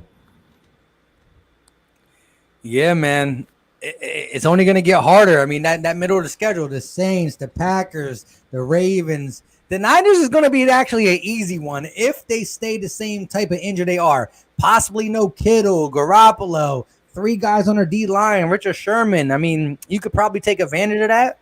And at this point, why not? I mean, I'll take advantage of anything I can if I'm the Eagles. But look, it comes down to, is Doug Pederson the guy who can get us out? Is Carson Wentz the guy who can get us out? I'm looking this year for answers. This is a big year for us. I'm not just talking about, let's just go to the Super Bowl. Of course, that's the ultimate goal. But we got questions. Is Jim Schwartz the future D coordinator? Are some of these guys on defense going to be here next year? A lot of one-year contracts. A lot of big contracts who are not doing nothing. Is Doug Pederson being complacent? Super Bowl. Playoff. It's still 2 playoffs, but the playoffs are going down. Second round, first round. Are we making the playoffs this year? Jeff Flurry's a guy who doesn't want to stay complacent. It's Doug Peterson's going to get the benefit of the doubt because he brought a organization a Super Bowl who hasn't got one in 60 years. But what is the future for this team? This year is big for the future. And it sucks to say this, but this week 3 game is super huge for the future. Because let me just tell you this. We lose this game, a lot of decisions are going to be made. Do I agree with all these decisions? Maybe yes, maybe no. But they're going to be made. I guarantee you this. If we win this game, then it's like, it's not, the panic's not over. But it's like, let's see. Let's see. Listen, as I said many times, for the people who are new coming in here, I rock with the Eagles until we're mathematically eliminated. We can't be mathematically eliminated till like week 8. So we could be 1-7. I'm gonna be like, hurrah, hurrah. Not really though. That's kind of demoralizing. But you know what I'm saying. Yeah. There's gonna be big decisions if we lose this game, and so like I'm anticipating Sunday, but it's a scary Sunday. We should win. We need to win. I think we're gonna win. I'm a gambler. Week 1, I won $900 some dollars. I posted on YouTube. I could have won $1,100, but I got scared of the Saints game. I cashed out early. This is off a $50 bet. A $50 bet. I won $910. Could have won $1,100. I have one rule: never bet on the Eagles. I could be confident that we're gonna win. It could be 2017 Eagles. I still don't bet against them. I don't bet on them. Because I feel like if I put my money on them, I'm going to juju them. I'm all about that superstition. I make a lot of bets. I bet MLB, NBA, NFL. Some of my bills get paid by gambling. I never bet on the Eagles. It's just my thing. And I can say when I think we're going to win and I think we're going to lose. We should beat the Bengals, but we should have beat the Washington football team. Gave the game away. The statistics don't show what the Washington football team did, but they barely had half field advantage. Really, they literally had short field advantage. They didn't have to do much that whole game. So, and then I said to myself, they have a good defensive line, but their offense, we didn't get beat from one side of the field to the other by Haskins at all. We didn't. Like literally, we just put them in really good spots on turnovers, and it really showed when they faced Arizona the week right after. So we gave up that game. We gave that game away. And the Rams game was like we need to come back and show what we are type game, and that didn't work out either. Go ahead, Joey, take that one. Israel Roca. Sorry, I apologize if I can't read. How y'all feel about the offensive line right now? You want to take this real quick? I like it. They did say in the press conference that Herbig is going to move to left guard and Matt Pryor is going to play right guard. For this reason, we just saw Nate Herbig get pretty good at right guard because his week 1 was disgusting. Week 2, he played better. However, Doug Pederson described that when we watched these guys in the offseason, Nate Herbig was a guy who played better on the right, but still solid on the left.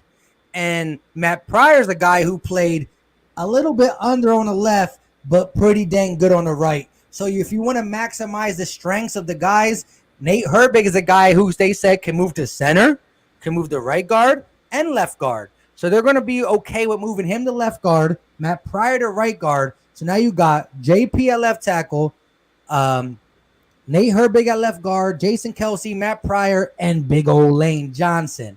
I still think you're going to see some 12-man Dallas Goedert blocking a little bit on certain plays, not as much as he did in the Rams game. Miles Sanders chipping. But I feel like against the Bengals, who know Geno Atkins, know Mike Daniels, the run game should be, listen, if you can't eat in the run game without their 2 best defensive tackles, and Geno Atkins is an all-pro. Like, he's not no slouch. Oh, no. You got to get that. So I feel confident in the offensive line. How about you? I'm confident in it. I mean, look, like Matt Pryor, we had the issue, but when he was trying to be a left tackle for us, and Doug was kind of hiding that he played bad. Oh well, it's only Sunday was just a setback, or like he played horrible. I mean, Josh Sweat had 9 sacks on him, pretty much. So, I think we all like Matt Pryor on the right side. I think Nate Herbig is going to be that swing guy. This is a guy that came into this team, and he knows 4 positions. The more you know, the more worth you have. So with Nate Herbig, this is a good thing to know, not just for this year, but for the future at least. You get to see what you have because, is Brandon Brooks going to be able to stay healthy for another year? I have no idea at this point. But I like the offensive line. What is your take on Brandon Brooks? Like, he's a great player, but he's been missing a lot of time. That's the issue I'm having. He's missing a lot of time. I mean, it's one Achilles, then the other Achilles. What's going to be now? The left pec, the right pec, the left trap, the right trap. What is it going to be? I don't know at this point. But I have to give Brandon Brooks credit because he's already passed a walking boot right now. Like he came back from it, bro. I don't know. It's same thing with Rager. Same thing. Like he just put his mind to it. It was 4 to 6 weeks or whatever it was, and then it went to 3. Then it went to pretty much 1 to 2 weeks, and he was back. So Brandon Brooks, I love the guy. I think we made him a Pro Bowl guard. He turned himself into such a great player, and I mean I wouldn't mind keeping him definitely. I kind of do still want him here. I don't think it's like call it quits, but I think he should be here next year. And I think having Nate Herbig, Jack Driscoll, some of these guys. I think we did find some gems. It's only going to week 3 right now, so I think we just have to go down the line a little bit more and see what happens. Hey, yeah, listen, when it comes to, real quick before I answer this, listen, I don't understand. A guy who can heal so quickly, have Superman powers to heal, but he don't got Superman powers to withstand the injury. Like, what? Mm-hmm. Shout out to my guy, Joseph Vega. Carson spent all week fixing his issues. Trust me. You called him? You got his number? He told you that? He doesn't want to lose his job. He just had a kid. The defense will be great this week. It's just rusty. Listen, look. I love your optimism. Listen, I share it. I'll share it all I can. Listen, I got the Eagles winning 27-20. I got my breakout offensive player is Miles Sanders, and I got my defensive player and Darius Slay with his first pick of the game for pick of the season as an Eagle. I think we're going to play better.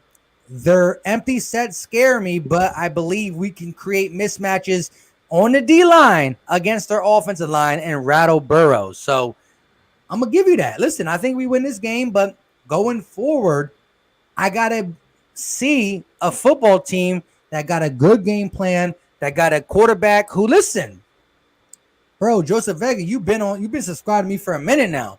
When I used to just sit there with like 50 subscribers, 100 subscribers, listen, I'm a Carson Wentz guy. But even the realest Carson Wentz guys got to realize it's up to him now. The ball's in his court.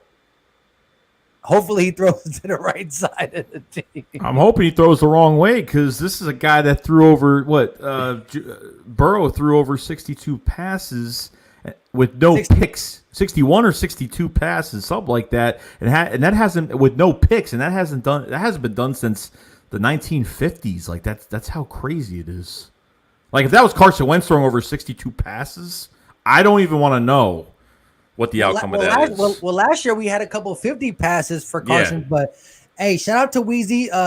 He said, what about Prince? He's on the practice squad, and that was weird. Listen, when Vinny Curry and Craig James got injured, we brought up Sua Opeta and we brought up Prince Tega, right? That's who we brought up, Prince Tega.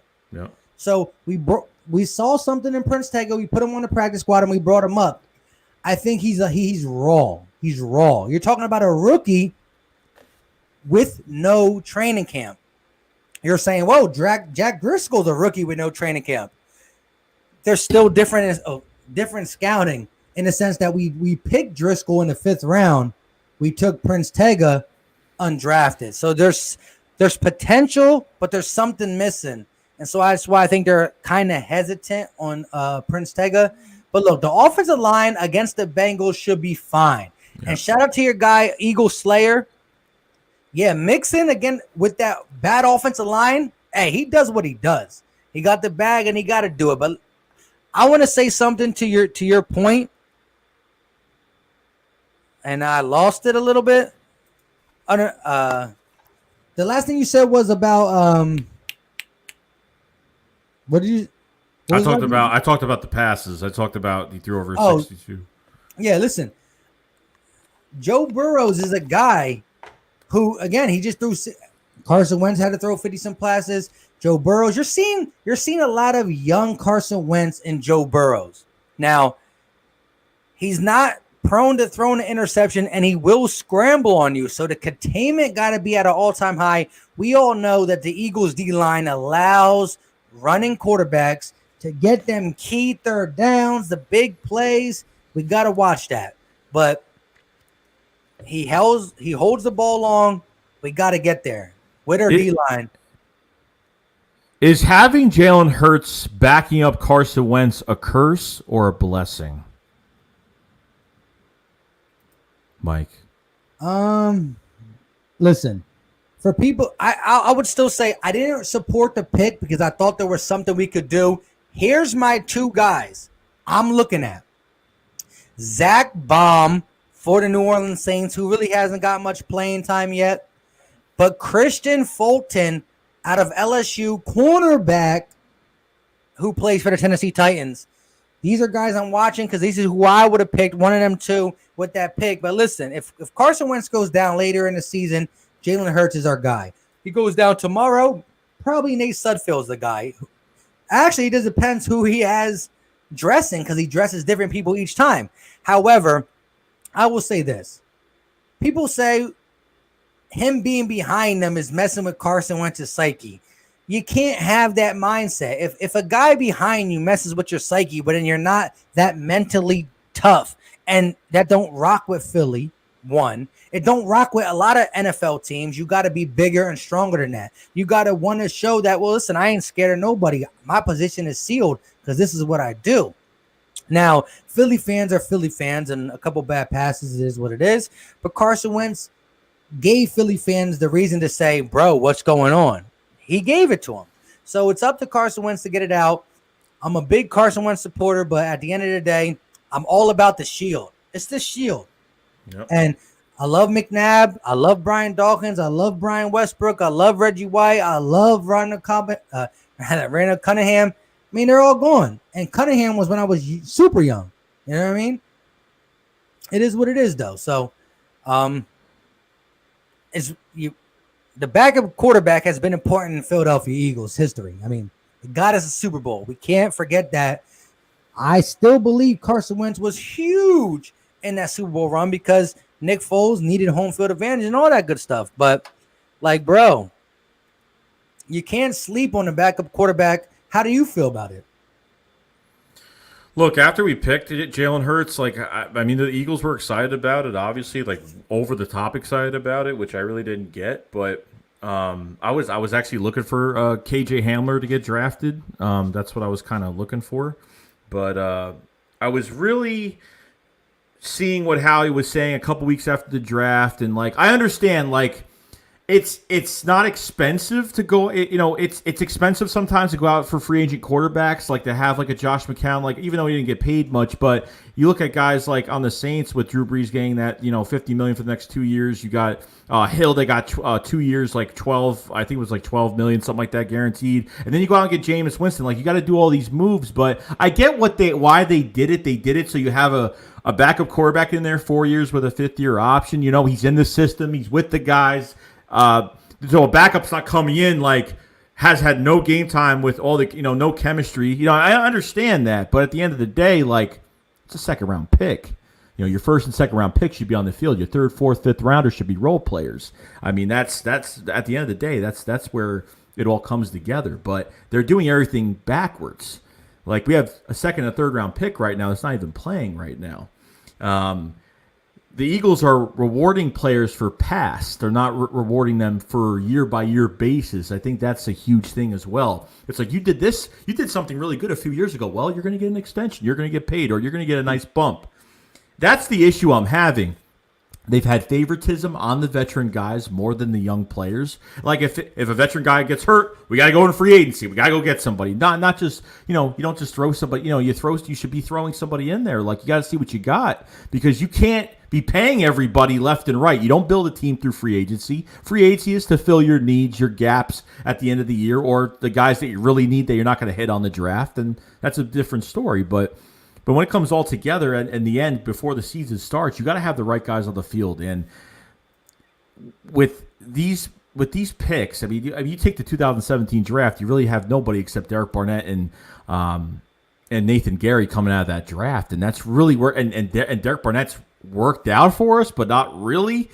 And Nathan Gary is just a safety turn linebacker from Nebraska that, I think finally folded into a linebacker last year. I could probably agree he probably finally molded into one.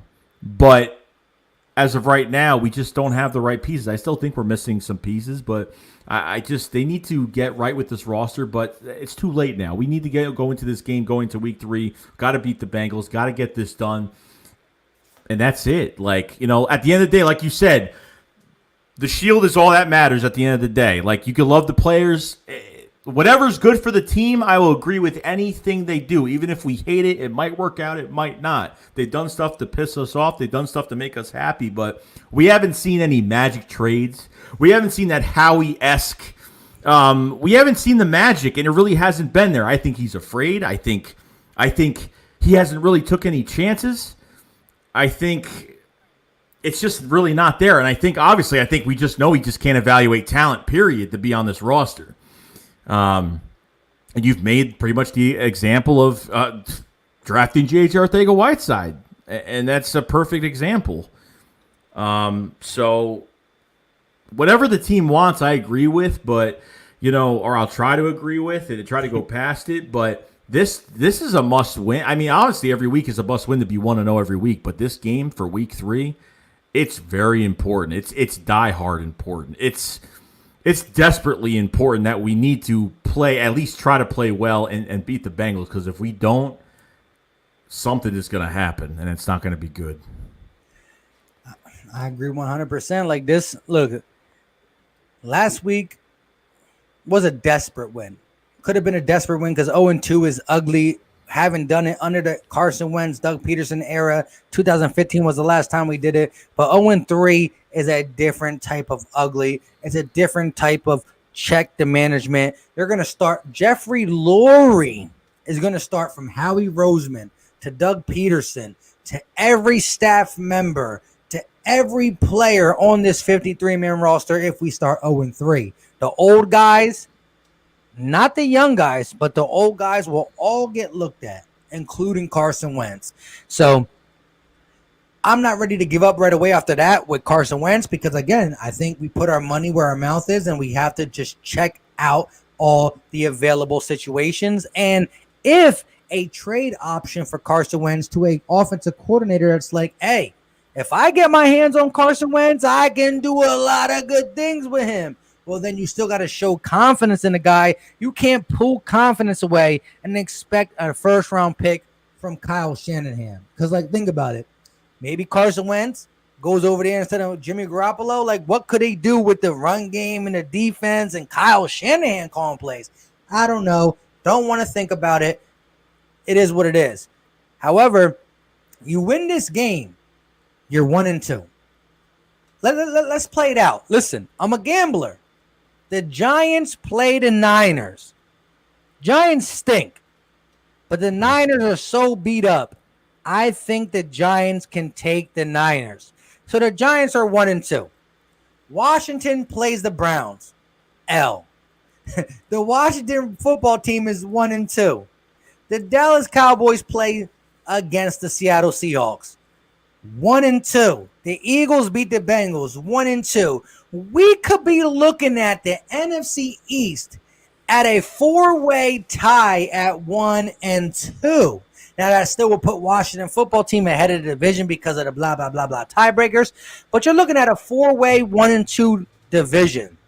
Disgusting, yet satisfying. I always love to quote the Lion King. Shout out to me. Hey, I got kids. I got a 5-year-old who I made sure he watched the Lion King. Lion King's an old movie. We watched the new one, we watched the young one, but disgusting yet satisfying. No, slimy yet satisfying. But anyways, the Eagles go 1-2, Dallas 1-2, Giants 1-2, Washington 1-2. If Carson Wentz has a come out game, how do we all feel? We're not giving Carson Wentz the automatic pass because we got to see more. But how do we look at Carson? How do we look at this team? And I'm not telling you guys to just celebrate and enjoy because, again, it's the Bengals. But you're talking about week 3, 14 more games. 13 more games. I'm crazy right now. 13 more games, and it's a solid tie throughout the division. Hey, now it's build off it. Let's see if Carson Wentz and Doug Pederson and his defense continues. It was only the Bengals, but guess what? We got some room to breathe. We feel good. We can actually talk smiles throughout the week. We're not like, well, this is how bad we were this game. Well, look at this. Look at this. Like, when I broke down that Rams game, I had the most horrible time doing it. I just had to do it. I want to talk about wins. Even if you score 40 on the Bengals, are you satisfied? And do you think this team is taking a corner? Do you think no? I think it's a start, right? But I think I think it's something we could build off of. But it's not like, whoa! Did you see that 40 burger? Let's go. We going into the Niners? No. I agree. But Joey, will it not make you say, all right? Because remember, the Bengals have a bad defense, but they lost by 3 to the Chargers, who are 1-1, and they dropped 30 points on the Browns. Who are the Browns? I don't know at this point. But listen, if we beat, all right, let me ask you this: what is your take if we beat the Bengals by 15 or 20? I mean, obviously, if we look somewhat normal in this game, if we look like we can actually, that's what I'm talking about. It's all about the start of the game. If we at least look normal throughout this game, but we're still making mistakes, I'll probably feel a little bit better. But even though I'll still feel bad, I'll still feel better, if that makes even sense. But they have to just look like they're a football team. And at least if you play a game and you do well, but you make a few mistakes and you lose, okay. But even though I'll still be pissed if we lose. I don't want to lose. That's it. I don't want to lose this game, but I need to see I just want to see some good passes. I just want to see that Carson Wentz is in his mojo. I just want to see that. I just want to see the it factor we've been missing. That's that little it factor we've been missing. And that's what I want to see. That's all we got to see. I think I'll be happy if Carson Wentz looks good and I'll feel better. Honestly, I'll feel better. Swear to God, I'll feel better if Carson has a great game and the defense plays like crap. I'll actually feel better just because Carson played well. But I'll still be mad because of the game. But you know what I mean. Joey, I want to ask you a question. Describe the type of it factor you want to see from Carson Wentz, if you can. Poise in the pocket. I want to see not a flustered Wentz. I want to see him move out of the pocket. I want to see him once that if we get they get pressure on us, starts moving out of the pocket. I want to see just him commanding this offense, looking like he's got some swagger on the field. Just playing angry, just playing just concentrated. That's all I want to see. I just want to see him, miss a pass, and he's just he's walking off the side. They show his face when he's walking off the sideline before commercial break. I don't want to see that. I got to see him do more. But Doug is going to be a big factor in this too because he's got a game plan better, and it starts from there. So, it's all up to Carson Wentz and Dougie P with this offense right now. So, hey Joey, that's perfect. The it factor. Listen, we were as Eagle fans and probably play personnel staff, coaching staff, whatever you want to call it, in the Eagles organization are saying, Carson, don't run because every time you run, you get hurt. However, I want to see the Carson Wentz that dips a guy in the pocket, rolls out, and just makes plays with his arms. And I'm not even opposed of him running the ball. But again, old Wentz is going to run the ball and get hit. This Wentz can still run the ball, but don't dive, don't take the hit, slide. Slide. Use Slide some down. baseball, whatever. The cha-cha slide, the electric slide. I don't care what kind of slide. Just do it. But I want to see the mobilization of Carson Wentz, the rollout, as you said, the poise. A guy who we saw 4 games in a row last year. And stop. I mean, sorry, I didn't mean to cut you off, No, but stop. Just don't hesitate. Like, I see him in the pockets. Just stop. If you see it, throw it. I mean, that's it. Don't be like, and I'm just like, throw the ball. Just throw. If you see it, throw it. Why are you getting like? We've seen Carson throw in very small windows. We saw it that Redskins game at the back of the end zone with Miles Sanders. We saw these crazy passes that a lot of quarterbacks really can't do, but we got to see that this game. I mean, we got to see it. Yeah, Sean Stepp said, no fan will be happy with an ugly win. If Carson and co. leaves a ton of points on the field, then all we still feel is the same way. Hopefully, Quez and Alshon will be ready for next week. But that's the thing. If we get an ugly win out, but we get confirmation that Quez Watkins and Alshon Jeffrey's back, well, then here comes back the optimism. Well, maybe this is what we need to get over the top and blah, blah, blah, blah, blah. But listen, Carson Wentz got to be something like he was last year in the last 4 games. You're talking about Deontay Burnett, Rob Davis, Josh Perkins, Boston Scott, Greg Ward Jr. as the number 1 receiver.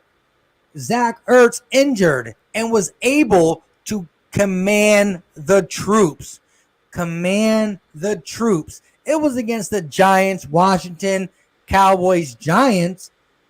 However, one silver lining is the Washington football team beat us this year already. So we can't say they were so bad last year. I know it's different coach, different culture, all that good stuff. It doesn't matter. We looked horrible against them this year. We looked good against them once last year. Yeah.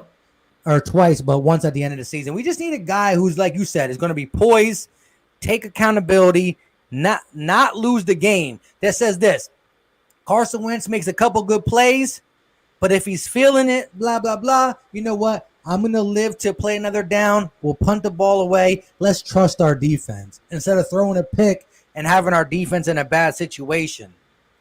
Shout out to Dak missing, tired of Wentz attitude. If we're 0-3, start Ertz.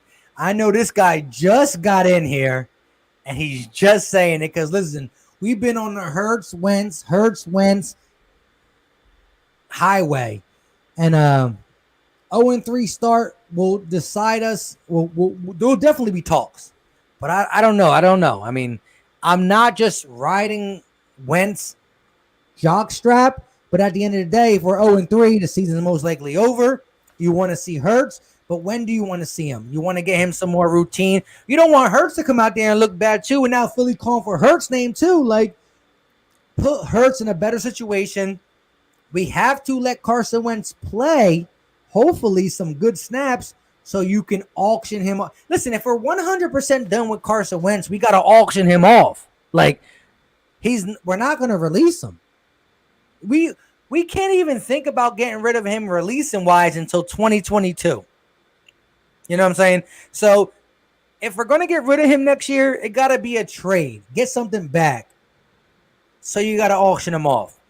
So the Carson Wentz situation is either going to grow bigger the wrong way this week or start to come back. Listen, there's been Carson Wentz haters prior to these 2 weeks. We all heard the offseason. Carson Wentz is still not the guy. Now, in the first 2 weeks, he's proven them guys kind of right. But it's not over yet. The fat lady hasn't sung yet. I got a fat lady next door, and I've been listening. She hasn't sung yet. A couple little melodies, though, so she's getting ready to sing. Yeah, no, they got to get together. I mean, I didn't think he was going to look like this coming into this year. I really didn't. I really didn't. Like, I saw defense was making a lot of plays this offseason. You know, they were getting to him. Obviously, the offensive line was shuffling this whole offseason. We really couldn't get a standard, offensive line on there.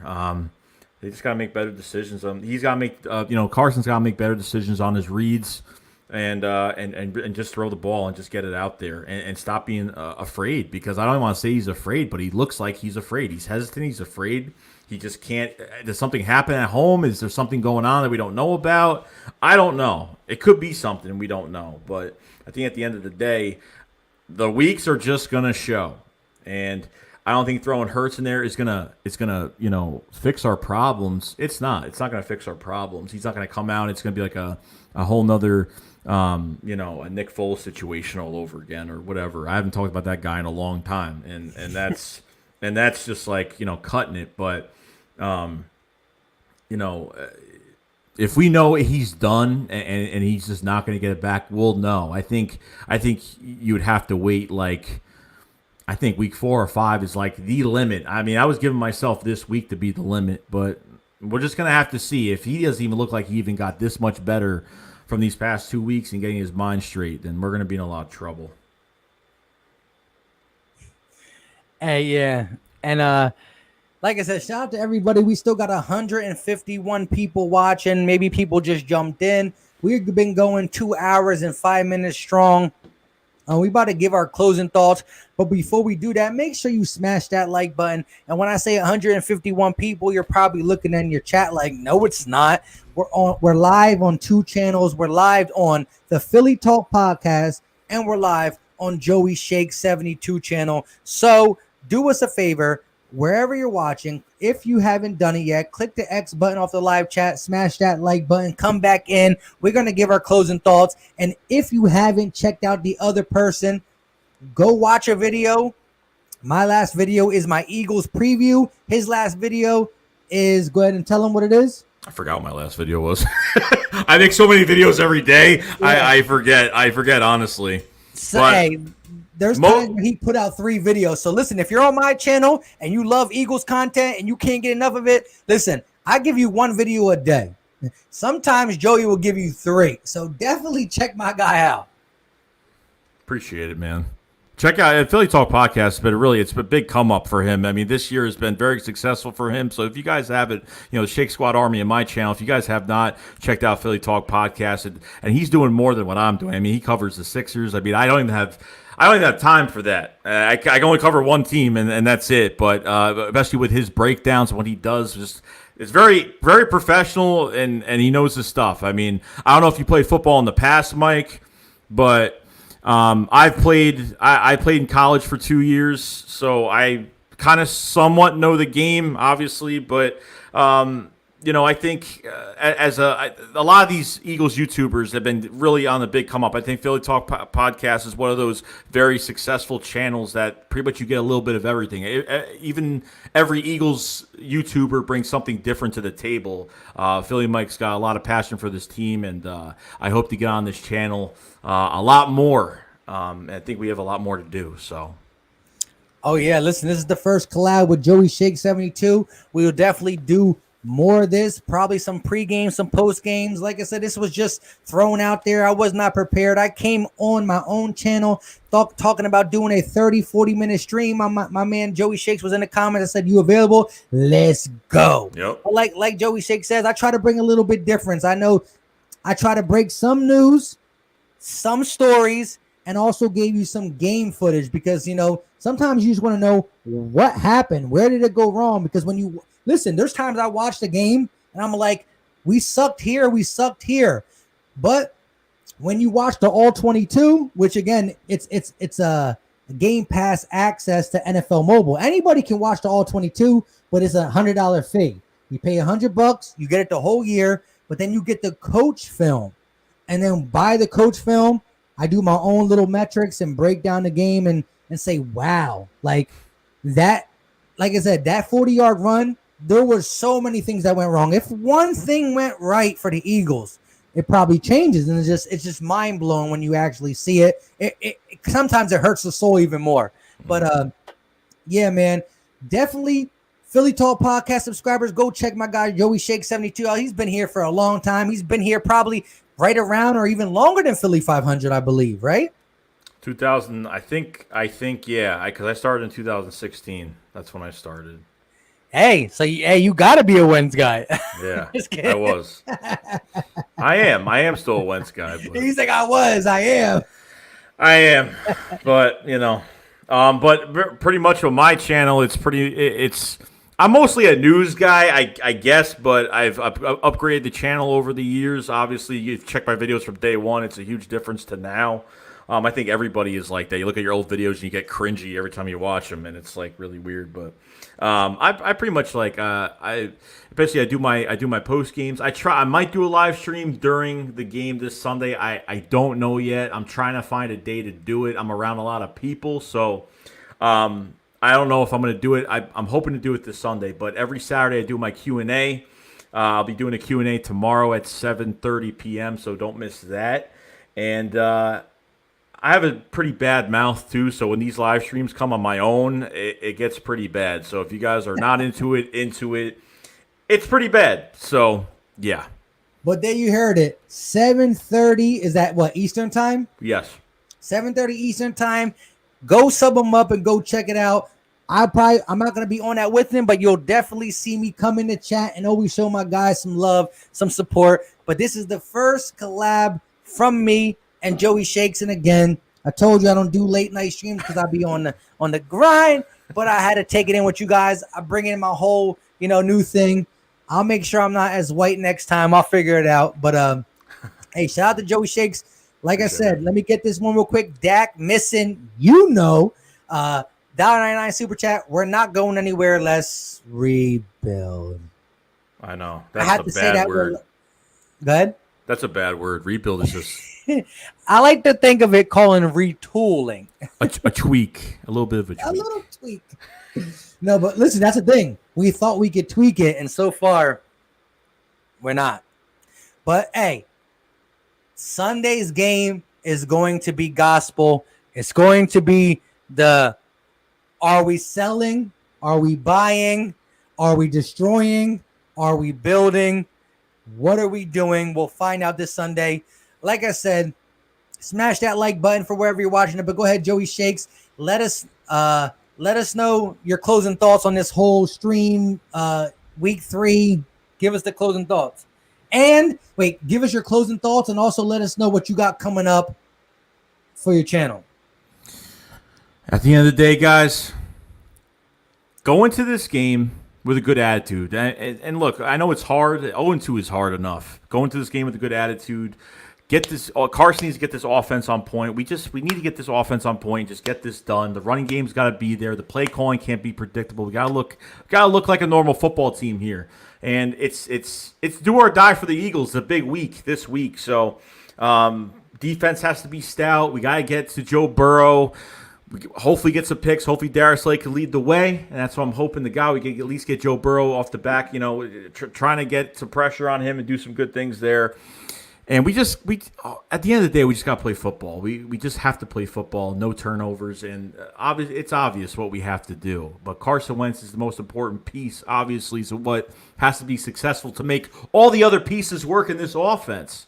Okay, good blocking up front and get this done. So I'm going to say a prayer. I don't pray. I'm not Christian, but I'm going to say a prayer, and I'm going to pray to God that I'm not going to have another meltdown this Sunday. So, futuristically for this channel, I'm hoping to do more collabs soon. I just did one. I did one with Nitro Freaky Asked Me the other day. Did one with Nitro Freak yesterday. Philly Mike for the first time, which is great because me and him been trying to do something.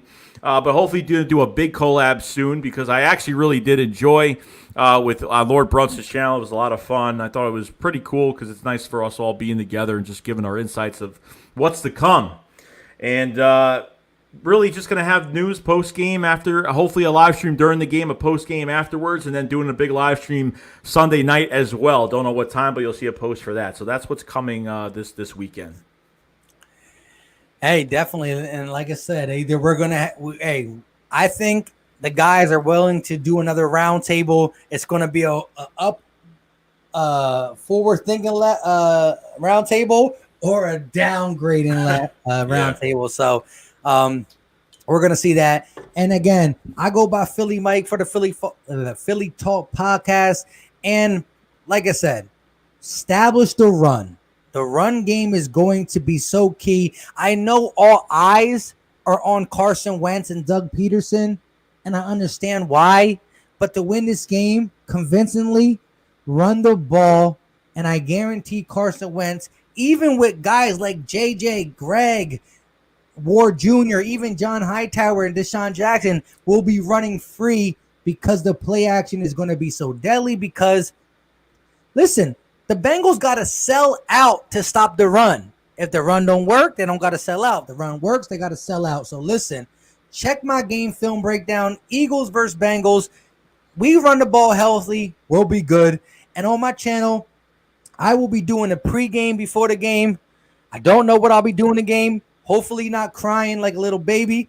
But listen, after the game, I'll talk my talk. But on Tuesday, I will be doing the breakdown of the game. I will be showing you all 22 film, either the good or the bad. If it's the good, I'll be like this. If it's the bad, I'll be like this. Oh, no. So, listen, that's what we're going to see. And like I said, shout out to my guy, Joey Shakes, for the first time collab. Appreciate you for letting me be on your channel. You on my channel. It's all love. We're still rambling. We still got $124 watching us. Appreciate it. Eagles subscribers, loyal to the core, tough. And we're going to get a round table. We're going to hit up the people, 500, Shakes, me, Gate, Fresh, and LB. But go ahead. Little side note. To the Philadelphia Eagles, show some pride. Show some heart. And let's get this going, man. We could do this. Let's get this win, man. We need it. Please. Let's go. Please. Let's go. So, with all that being said, like I said, appreciate all y'all for stopping by. If you haven't done it, make sure you hit that like button on the way out. It's just a way to saying, y'all guys are the realists. And so, with that being said, you guys know what time it is. And it's way late. It's almost 1 o'clock.